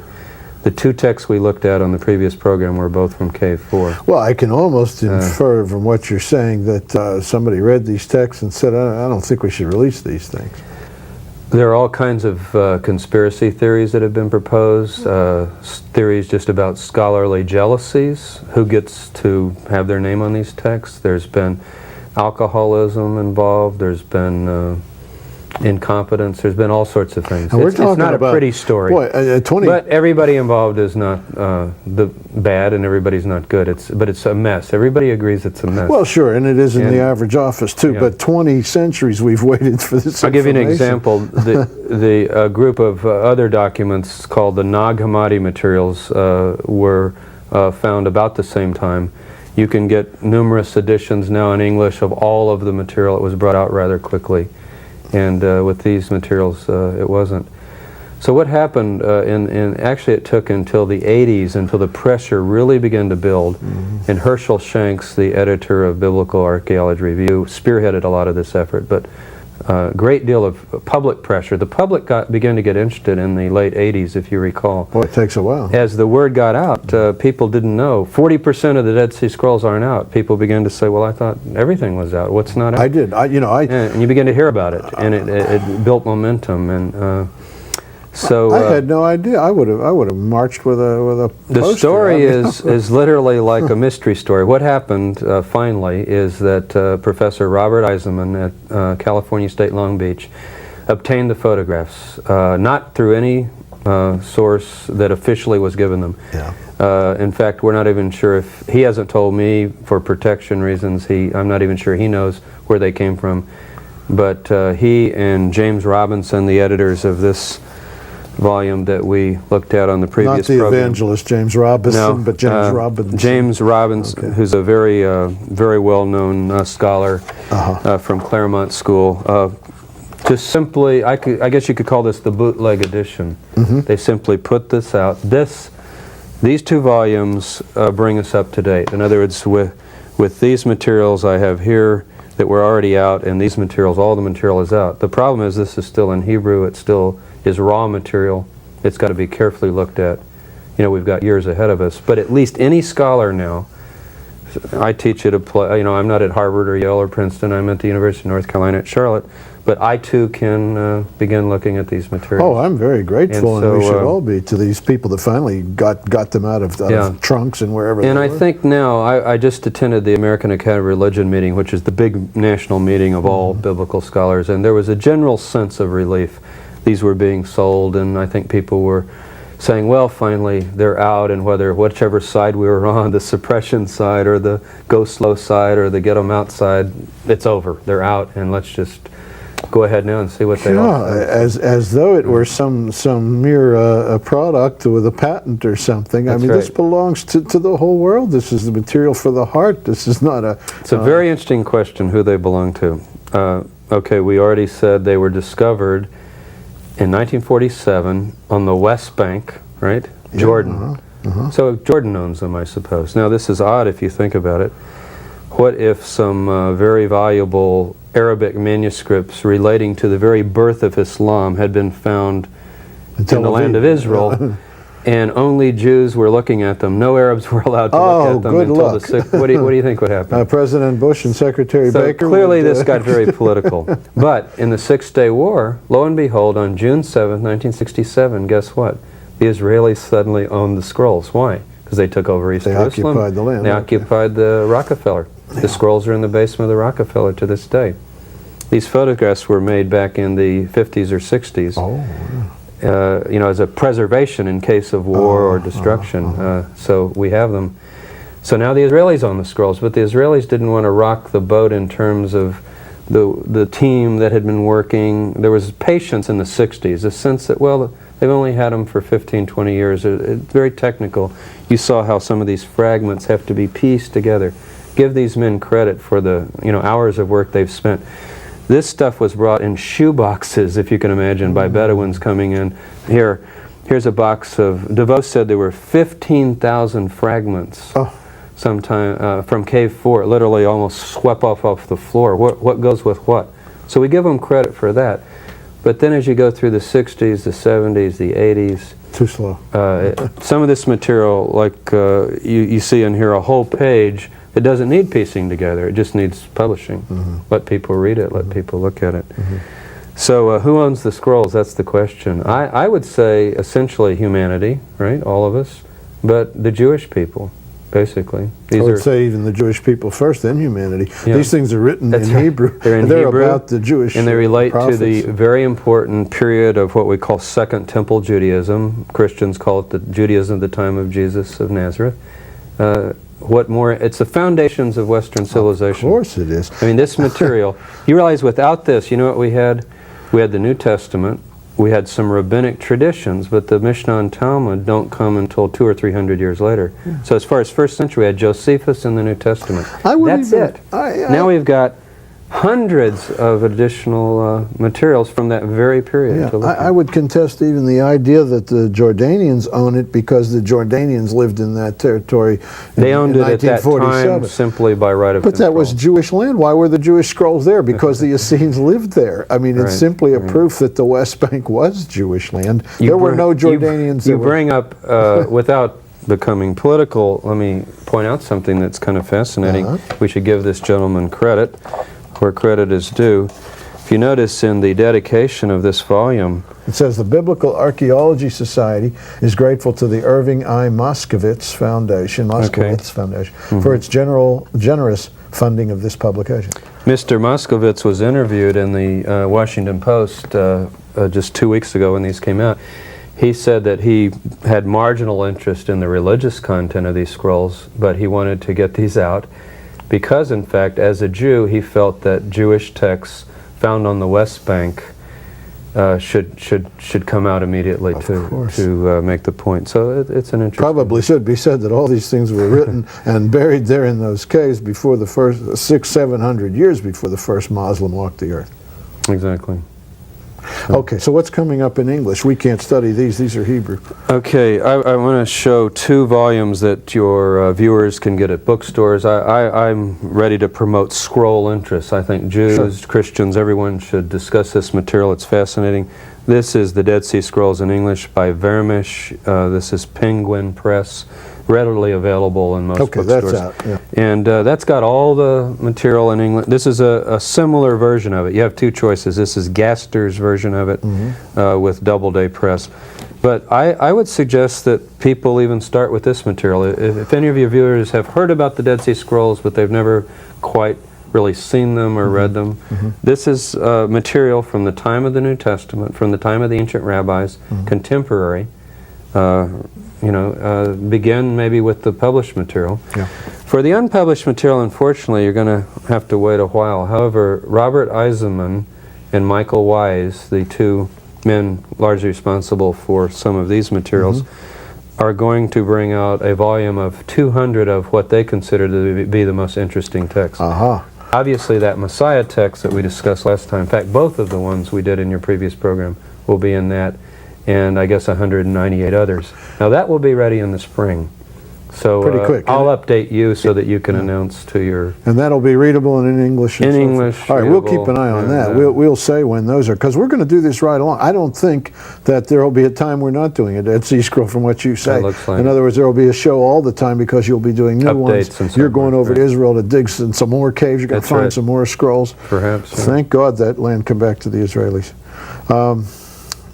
What's the benefactor's interest in the politics? I mean, is this going to change the end of time, or is the Jordanians going to back up, or what does it mean politically? Can you interpret? I don't think it's having too much effect at this point. I think the benefactor was trying to make a point in the past, in retrospect, that now, at long last, these materials are out. It wouldn't make a Jordanian heart flutter a little bit to say, gee, these people are my neighbors, and that's really their scrolls. We should interview Jordanians and find out. That might be an idea. By the way, in the 60s, Jews were added to the committee, slowly. Slowly but surely, and now there are Jews on the committee. I should add that, just for accuracy. Probably going to help. In fact, the head of the committee is Jewish, but it did take a while. Well, if I found some Mexican documents in the ground in Arizona, I wouldn't call the Chinese to work on it. And unfortunately, the early editors, this is a known fact, it was the front page New York Times, were openly anti-Zionist. Now, I think they would deny that they were anti-Semitic, but they were anti-Zionist. If you recall, the chief editor was removed just not too many months ago. I read about that. For making statements that Judaism was a fossilized religion, it should have disappeared long ago, and so forth. Not very familiar with the Bible, is he? And even Father de Vaux was pretty well outspoken as a person who would never set foot in Israeli territory or deal with Israelis in any way. So that's part of the story. How can people, by logic, be chosen who are against the people who wrote the scrolls? I mean, down to the soles of their feet. Would not put his foot in Israeli territory. How would anyone choose him? Or did they choose him on purpose? Well, the Jordanians chose him, obviously. That sounds more like it, in order to bury the scrolls, maybe. Who knows? Okay, I don't want to put you on the spot. Yeah. It makes me angry, I can tell you. Well, you're Jewish, so you have the right to fume. Okay, let's put it on record. Who were the people, anyway, the Essenes who wrote the scrolls? People say the Essenes. Help us with who wrote the scrolls. Until, I don't want to put you off, but until this very important material from K4 comes out more, we've got so many questions. For example, before I saw that Wounded Messiah text, I could have spun one theory, you see, and now I've got to also factor that in to any theory I might spin. Okay. What we can say, and that's why I think some of your viewers would like to see the things already in English, is you look at this group of so-called Essenes. Let's just call them the people at Qumran. Okay. And they're talking about a new covenant, preparing the way of the Lord in the wilderness. Sounds like I'm talking about the New Testament. It sure does. Baptism, holy meals, they have a council of 12. You can just roll off these parallels. They're talking about a Messiah and so forth. So the early idea was, well, these are probably Christians. You know, they are the early Christians. And yet, if you look at their legal material, good example, they say, for example, if your beast falls in the ditch on the Sabbath or is giving birth on the Sabbath, you can't help it. The Sabbath, the Jewish rest day. That would be breaking the Sabbath. Jesus is quoted, as you know, in Luke, saying precisely the opposite. Which one of you would not help a beast? So clearly, I think you said this on an earlier show you did, you cannot say that Jesus is a part of this community because he doesn't seem to share their worldview. No, he wasn't legalistic. No. On the other hand, what he shares with them is a set of ideas about the new covenant, the Messiah, the resurrection of the dead, the end of the age, you know, a world of ideas different from the people in Jerusalem. So these people are out in the desert. John the Baptist is out in the desert. Jesus is out in the desert. They share some common enemies and foes. And in that sense, that's where we are. We have lots of parallels, but I think it's really jumping the gun to say these people were Christian in any way. I just simply say they were the new covenanters of Qumran. I don't draw personally. I don't think Bible readers really do draw a distinction between Christians and Jews. Early Christians were Jews. All of these Christians were Jews. All the disciples, all the apostles were Jews. I rather think of them, if I may, as people who, upon hearing of the Messiah, like all of us, either chose to follow him or not follow him. Those who followed him and didn't various stop. messiahs of the period were. You know, the Essenes might have followed. Sure, there's Shammai, there's Hillel, there's heroes of the faith a lot. But the ones who said he answers Isaiah's messianic prophecies, as you pointed out on the past show, seems to me they were believers, but they wouldn't be called anything different. Say by observing Romans, nobody was saying that they're Christians. Some follow this Galilean, some follow this other rabbi. And these Jews out in the desert, these Qumran Jews, are Messianic Jews. We're just not sure all they thought about it. But they're Messianic in the sense that they're very interested in, as we saw in these texts and other texts, in the Messiah and who is the Messiah and what will he do and so forth. So they share a common heritage, I think. And you've been there geographically, it's striking. You stand up around Jericho or along the Jordan River, look down. People sometimes say, I wonder if Jesus or John knew about Qumran. Were they blind? I mean, you know, of course they knew about it.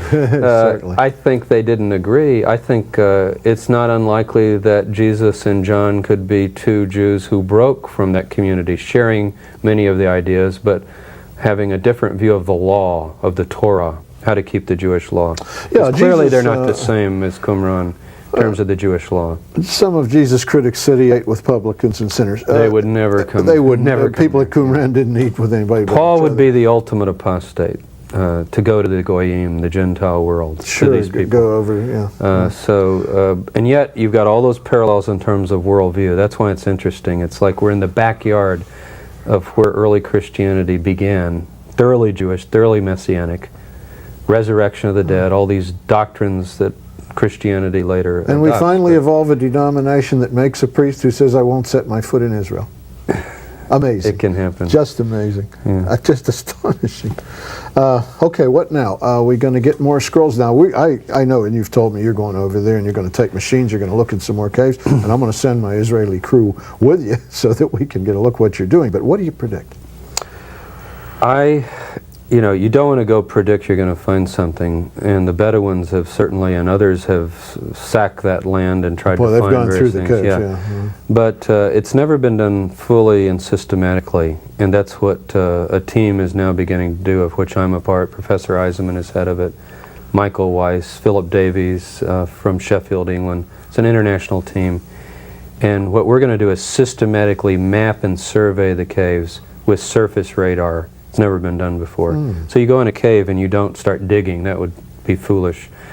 You try to find, first of all, if there's any particular reason to dig. This can give you a reading on up to 3-6 meters down what might be there. And doing it more systematically. Some of these caves, as you know, you drive around that area along the road, you'll see a little opening like this. Yes. Which if you poked your head in might be a large cave. Cave 1, the first cave. Yeah. The original opening was small. The shepherd boy, Big you know, enough for a throws his stone, rock yeah. in. And yet now if you go there, it's all open and you can walk in. So I think, like I say, I don't want to predict we will find this, but we're going, we go every December between semesters. We take our students and we go for 3 weeks. People who are interested can sometimes participate. And, you know, it's open, like all on archaeological our own tours, projects. as we saw in the spot, we take our people on an archaeological dig so they can see what it's like. And as time goes on, what's ahead? I have to believe that there's more material out there. And the one thing we haven't found yet, we found Bar Kokhba letters. Bar Kokhba was the Jewish Messiah, you know, of 135. We found the Qumran. You know what we haven't found yet are copies from the early Jewish Messianic followers of Jesus of Nazareth. We haven't found that yet. Now, did that stuff completely disappear or not? I don't think so. The first church documents. I think when the war began, the Jewish war I'm talking about, not World War II. With the Romans. We're talking here on Pearl Harbor Day, so I'm thinking of, but when the war began in the first century, we have record that the Jewish believers under the leadership of Jesus' cousin, actually, Simeon, who was the relative of Cleophas, there's a bloodline there, James the brother had died and so forth, that they fled. And they went around the Jordan River, is the tradition we have, up and down east and west bank of the Jordan. Perhaps took stuff with them. I mean, this is an ultimate dream, but who knows? We have to keep looking. Oh, wouldn't this be wonderful? So, how would it change? Let me speak to you as a Jewish person. For people that believe in Jesus already, more evidence is nothing surprising. They already believe. Right. But Jewish people, let's say, we've had Jewish people calling into our offices and writing into the program saying, why didn't the rabbis tell us these things? That is to say, they've never read Isaiah 53. They never knew the Old Testament prophesied a man exactly like Jesus. They didn't know the story of Jesus, answers to voluminous Messianic prophecy. Now, if you start getting letters out of the ground, I mean copied scrolls that can be carbon dated by disinterested chroniclers of the day. They weren't believers in this, that, or the other. They simply wrote down what happened and what they observed. And it comes out that Jesus' historicity is greatly increased. Everything he did, even the resurrection, seems to have been valid. How will that change Judaism? I think what the scrolls might do for both groups would be to get Christians to recover their Jewish heritage, which they've largely lost, and maybe Jews to acknowledge more, and many do, many educated Jews especially. The scholars I work with, this is passé to them, it's a given, is to acknowledge that the earliest movement of Jewish Christianity, if you want to call it that, is a thoroughly Jewish phenomena. It's not an aberration. It's a form of Judaism in the first century. And ironically, and to take back the scrolls, to take back Jesus as well. And I think both Jews and Gentiles, Christian or Jew, then need to meet together in a more common dialogue on these questions. And in view of the... as a scholar even, I could say that. I think we're all for understanding. You know, if there's a Jewish text that talks of a slain Messiah, let's talk about that. If there's this text or that text, I think we're in an age where everything should become open. You're open-minded. There should be indeed. just absolute discussions of all these things. Now, my gosh, with stuff like this coming up, this is dynamite. This is going to shake people up on all sides. I sometimes start my opening class in Christian origins at the university by saying, was Jesus a Christian or a Jew? And just pause. Most interesting. And then I say, for the next 12 weeks, we'll be discussing this point. Good point. Same question comes to me all the time. It's a hard question to answer for people. They've never thought about it. But I also taught for 6 years at the University of Notre Dame, and I think in that context particularly, this is the cream of the crop in terms of Roman Catholic students, very good students. It's very hard for them particularly to think of Jesus as a Jewish...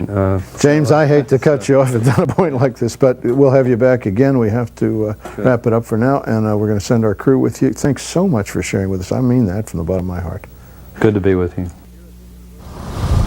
Here at the University of Chicago, Professor Michael Wise has just recently obtained photos of scroll segments. Dr. Wise is an expert in biblical Hebrew and Aramaic and has found excerpts which address the Messiah in a very unique manner.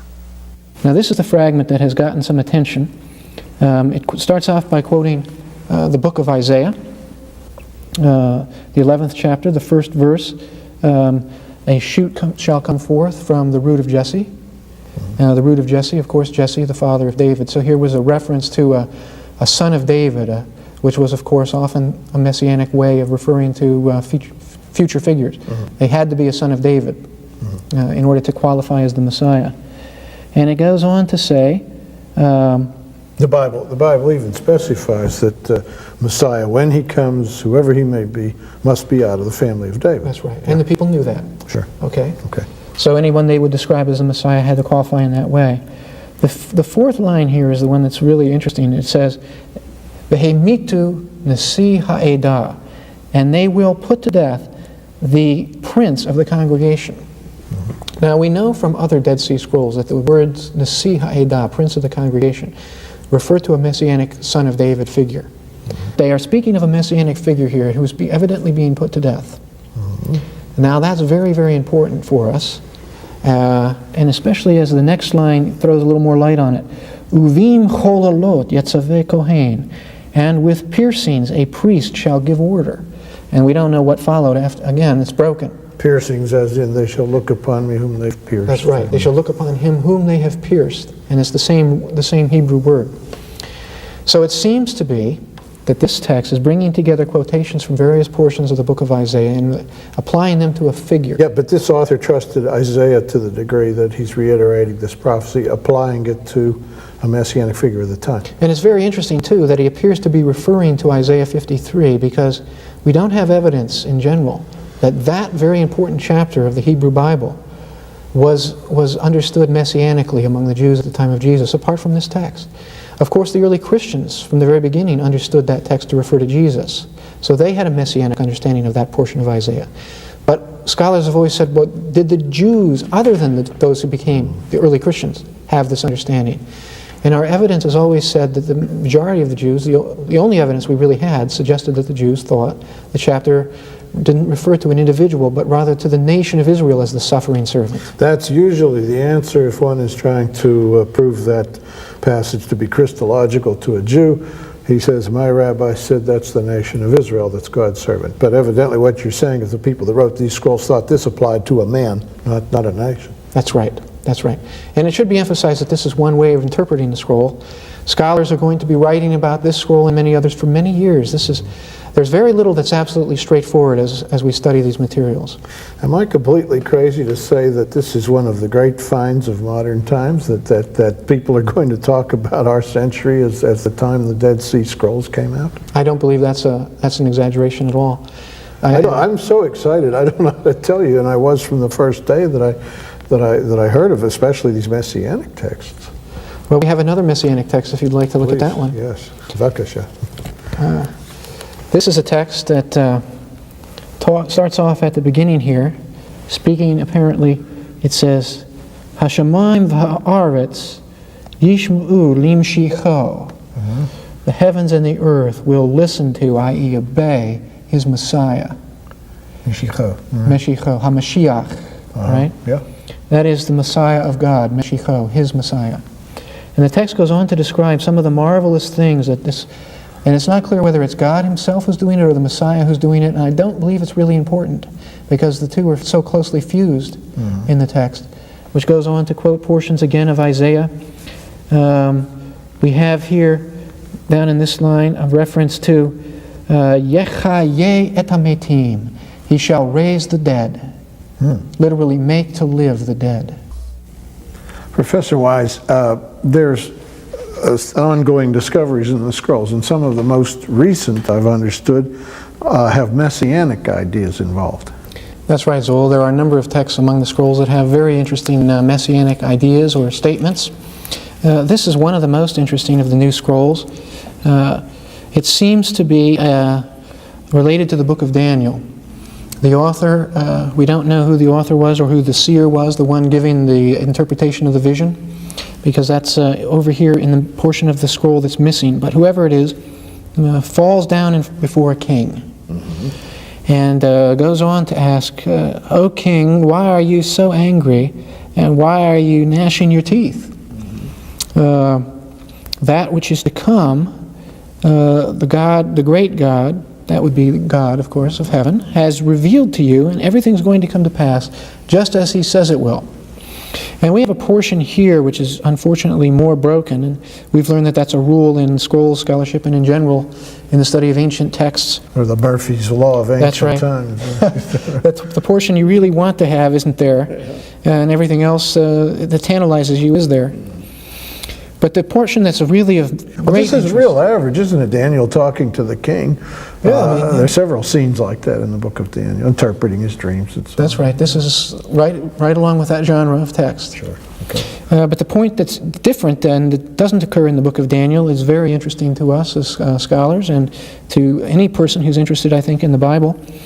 We have here at the bottom of this first column, and going over then to the top of the second column, reference to a figure who is to come. Read that for me in the original here, and let me hear what it sounds like if you don't mind. This is a text that's written in Aramaic. Okay. And it says, Uvi Shmei Yithkaneh, and by his name he will be nicknamed or called. And apparently it means a figure who will be called by the name of God or known by the name of God. Okay, in a special way. Okay, then we go up to the top. B'rei di el yithamar, uvar alyon yithkoneh. The Son of God, he will be called, and the Son of the Most High, they will call him Yikroneh. Well, this is right out of the book of Luke. It's very, very similar to the portion Son of Luke of God, he will be in the called. first chapter. That's right, almost word for word identical. It is not impossible, Zola, that the author of the book of Luke knew this text, this Aramaic text, and thought that it referred to Jesus. Now, this text may not have been intended to be referring to any particular figure, but the interpretation of it is what's interesting. The early Christians may have interpreted it in a way, and someone else might have interpreted it in a different way, just like we do with texts of the Bible today, and have all through history. Having seen this writing, he, upon beholding Jesus, thought, this is the man that answers that text. It is so close to the book of Luke, and the wording is so nearly identical that it's striking, and it's hard for us to, it's not difficult, let's put it that way, to believe that the author of Luke knew this Aramaic original. And of course, scholars have always thought that there might have been Aramaic and Hebrew sources that the authors of the Greek Gospels knew and used. There may even have been Gospels in one or other of the Semitic languages. Fascinating. And you have others. Now, this has been buried for the 2,000 years, give or take. That's right. And we've just gotten this out. We've just gotten it. Oh, and, this is wonderful. So we now have the opportunity to study what is essentially an addition to the book of Daniel, talking about a Messiah. In general, the people that wrote these texts were Bible people. Oh, yes. When they lived in Israel, of course, the period of the Dead Sea Scrolls, and they were familiar with biblical books. Very familiar. That was their reading. That was what they thought and meditated upon, even those who couldn't read. And it appears that only about 15 to 20% of the population was literate in the ancient world. Even those who couldn't read, of course, could hear the scriptures being read and expounded, and this was their world. The people who wrote these scrolls knew the Bible better than almost anyone on earth today. There are a few, those who've memorized the Bible are the only ones who are comparable in their knowledge of the Bible to those who wrote these scrolls. Because these were the scholars of their day, the most brilliant men, and mostly men, we don't have too much evidence for women, of Israel spent their lives in this way. So when they speak of a figure being messianic, they've read Messianic prophecy. They don't say this lightly. That's absolutely right. They know Messianic prophecy very well. They copied a whole book of Isaiah, for example. That's right. Now, what other Messianic scrolls have you found? Now, this is the fragment that has gotten some attention. It starts off by quoting the book of Isaiah, the 11th chapter, the first verse. A shoot shall come forth from the root of Jesse. The root of Jesse, of course, Jesse, the father of David. So here was a reference to a son of David, which was, of course, often a messianic way of referring to future figures. Mm-hmm. They had to be a son of David in order to qualify as the Messiah. And it goes on to say, the Bible even specifies that Messiah, when he comes, whoever he may be, must be out of the family of David. That's right. And the people knew that. Sure. Okay. Okay. So anyone they would describe as a Messiah had to qualify in that way. The fourth line here is the one that's really interesting. It says, Vehemitu nasi ha'edah, and they will put to death the prince of the congregation. Now we know from other Dead Sea Scrolls that the words nasi ha'edah, prince of the congregation, refer to a messianic son of David figure. They are speaking of a messianic figure here who is evidently being put to death. Now that's very, very important for us. And especially as the next line throws a little more light on it. Uvim cholalot yetzaveh kohen, and with piercings a priest shall give order. And we don't know what followed after. Again, it's broken. Piercings as in they shall look upon me whom they've pierced. That's right. They shall look upon him whom they have pierced. And it's the same Hebrew word. So it seems to be that this text is bringing together quotations from various portions of the book of Isaiah and applying them to a figure. This author trusted Isaiah to the degree that he's reiterating this prophecy, applying it to a messianic figure of the time. And it's very interesting, too, that he appears to be referring to Isaiah 53 because we don't have evidence in general that that very important chapter of the Hebrew Bible was understood messianically among the Jews at the time of Jesus, apart from this text. Of course, the early Christians, from the very beginning, understood that text to refer to Jesus. So they had a messianic understanding of that portion of Isaiah. But scholars have always said, well, did the Jews, other than those who became the early Christians, have this understanding? And our evidence has always said that the majority of the Jews, the only evidence we really had, suggested that the Jews thought the chapter didn't refer to an individual, but rather to the nation of Israel as the suffering servant. That's usually the answer if one is trying to prove that passage to be Christological to a Jew. He says, my rabbi said that's the nation of Israel, that's God's servant. But evidently what you're saying is the people that wrote these scrolls thought this applied to a man, not a nation. That's right. That's right. And it should be emphasized that this is one way of interpreting the scroll. Scholars are going to be writing about this scroll and many others for many years. There's very little that's absolutely straightforward as we study these materials. Okay, for the sake of argument, the Gospels themselves relate that when Jesus presented himself in Galilee or Jerusalem or whatever, the crowd was divided. He, by no means did the whole nation follow him. That's right. In fact, the majority really did not. Yet, then I assume it means if some had expectations of this kind, then others had expectations of some other kind. He didn't fill the bill for them. It seems that the general belief at this time was a belief in a political Messiah, a national figure who would arise and restore the fortunes of Israel. And that, of course, was the belief of even of the disciples of Jesus about his function. To deliver Israel from Roman occupation. That's right. As we recall in the book of Acts, shortly after the resurrection, in Jerusalem, he's asked, will you at this time restore the kingdom to Israel? They expected that Jesus would fulfill this role that was expected of the Messiah, that he would lead the nation to the former glories, that the nations round about would come to worship the God of Israel or else would be conquered. And so there was a great deal of what Jesus did that was not expected. And I think that was one reason why it was difficult for people to believe he was the Messiah. And this scene on the Mount of Olives, well, we talked about that before we filmed today. Here are thousands of people, I suppose, waving palm branches and shouting, Baruch Hashem, Baruch haba b'shem Adonai. Baruch haba b'shem Adonai. Blessed is he who cometh in the name of the Lord. That's right. Now, in your view, some are shouting, blessed is this Messiah, in answer to Zechariah 9:9, our King comes. And others are shouting, blessed is this general who can heal the sick and feed people out of 2 baskets or a basket of fish and loaves. This fellow who's going to deliver us from Rome. Yeah, many of these crowds, as you recall, disappeared when things got a little bit rough. They weren't really believers in Jesus yet. They were willing to believe if he did what they expected. If he would perform the way they wanted him to perform, they would follow him, but otherwise it was dependent on his accomplishing some political purpose. The idea of rising against Rome in this time was very popular. And if a figure would rise up and say, I will lead you to victory against the Romans, follow me, he could get a good following. We know of other figures who arose around the time of Jesus or before, who led people out into the wilderness. They would redo the wilderness wanderings as they did in the time of Moses. Whose image makers may have said, he raises the dead. That's right. He walks on water. Well, one of them even predicted that he would march around the walls of Jerusalem and the walls would fall. Oh, yes. The Romans would be defeated. But that man wasn't a true Messiah because the Romans went out and cut his head off.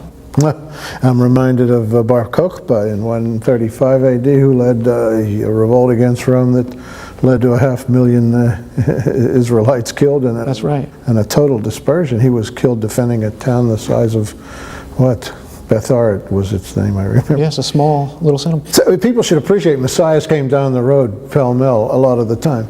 And Jesus even himself spoke of such things. You'll recall in the Gospel of Mark, the so-called little apocalypse, when he's talking about many will come in my name and they will say, go out to them. What do they mean when they say go out to them? Go out to this person. They would go out into the wilderness. There was an association between the Messianic movement, and I mean it that in that way. There was a movement, a group of a welter of different groups who were interested in this rise of a Messianic leader who would lead them against Rome. It would always involve going out into the wilderness. That's where they expected the Messiah to appear. That's why some believed that John the Baptist was the Messiah. He was out there baptizing. Michael, what other interesting scrolls have come up now recently? This text goes through... And its shape is so strange because there's parts torn away. That's right. This part is torn away. Yeah. This part is torn away. Right here you can see a binding. A stitching. Yeah. What they would do is they would stitch together pieces of leather. Each piece of leather would hold 4 or 5 columns. Okay? When they ran out of space for that, they'd have to start a new piece of leather and they'd stitch them together. So that means there were 4 or 5 columns before this and 4 or 5 after that. And we can start to piece together the way the whole scroll might have looked when we see this sort of hint. Anyway, this text is called the New Jerusalem text, and it goes through so an angel leads the seer, we don't know if it was Ezekiel or somebody like him, around the city of Jerusalem that exists in the heavens. It's going to someday be on the earth. The New Jerusalem. The New Jerusalem is coming down in the book of Revelation. That's right. Oh my. Yeah. And this author builds on the book of Ezekiel. The last 8 chapters or 9 chapters a talk description about of the temple of the... That's right, the temple of the future and the city of the future, and gives all the measurements down to the last detail. Yeah. Far more measurements than are given in the Bible, and much more detail than is given in the Bible, in either the New or Old Testament. Where did the scroll writer get his information? That's a good question. My word. That's a good question. But I think that one reason that they went through all these things in such meticulous detail was that it was a sign of how sure that future was. If you could actually know all these facts down to the last little measurement, the last cubit, how certain you must be in your belief that God would bring this all to pass. Oh, yes. And how reassuring it would be to read this and to know that somehow these things were sure and fast. In Daniel 12:4, in the end of times, knowledge will increase. And I guess he meant this kind of knowledge, spiritual knowledge, and we sure are getting it. And you're helping a lot, Michael. Well, thank you. I really want to thank you for appearing on our program. Well, it's been fascinating. I never get tired of talking about these texts. Many of the scrolls were prophetic in nature, that is, the commentary type of writing, and featured stories about future wars, the sons of light versus the sons of darkness, and so on. Rather like the book of Revelation when you read them. And of course talk about the future temple. It was understood that the king would come and reign in a temple, Messiah would come to his people, a world ruler, and he would have his own temple. And it refers not to the 3rd but the 4th temple in history. We've seen 2 already, Solomon's and Zerubbabel's, also called Herod's temple. But we'll have a tribulation temple. Some people say that's virtually being built, although we have examined the temple artifacts in Jerusalem, and we've had them on our programs, and it isn't really being built, but it's sure being thought about. And then will be the fourth temple, the one that's pictured in the scrolls, the Millennial Temple. It's described in the Bible in Ezekiel 40 to 48, 9 chapters of description, and those who read the prophets are quite familiar with that temple. One controversy that arises is, do they need a temple anyway, since the temple was a house of sacrifice? 2 Chronicles 7:12, God says, I accept this place unto myself as a house of sacrifice. Well, yes, there will be a temple in the millennium, that's clear. Ezekiel's writing is quite clear. And yes, there will be sacrifices in it. And every time I say this on the air, I get tons of letters, but please just look in there. From Ezekiel 43 to 45, you will see plenty of sacrifices given. And why sacrifices? No, not to forgive sin. Sin is a thing of the past among the believers in the kingdom anyway. But the sacrifices seem to be of a memorial nature, a way to remember what it used to take to absolve sin, let's say, or how temple worship once was. There will be a certain number of sacrifices, and they are given in the scripture. So before you write to me, how about reading the original? I didn't make it up. I read it there.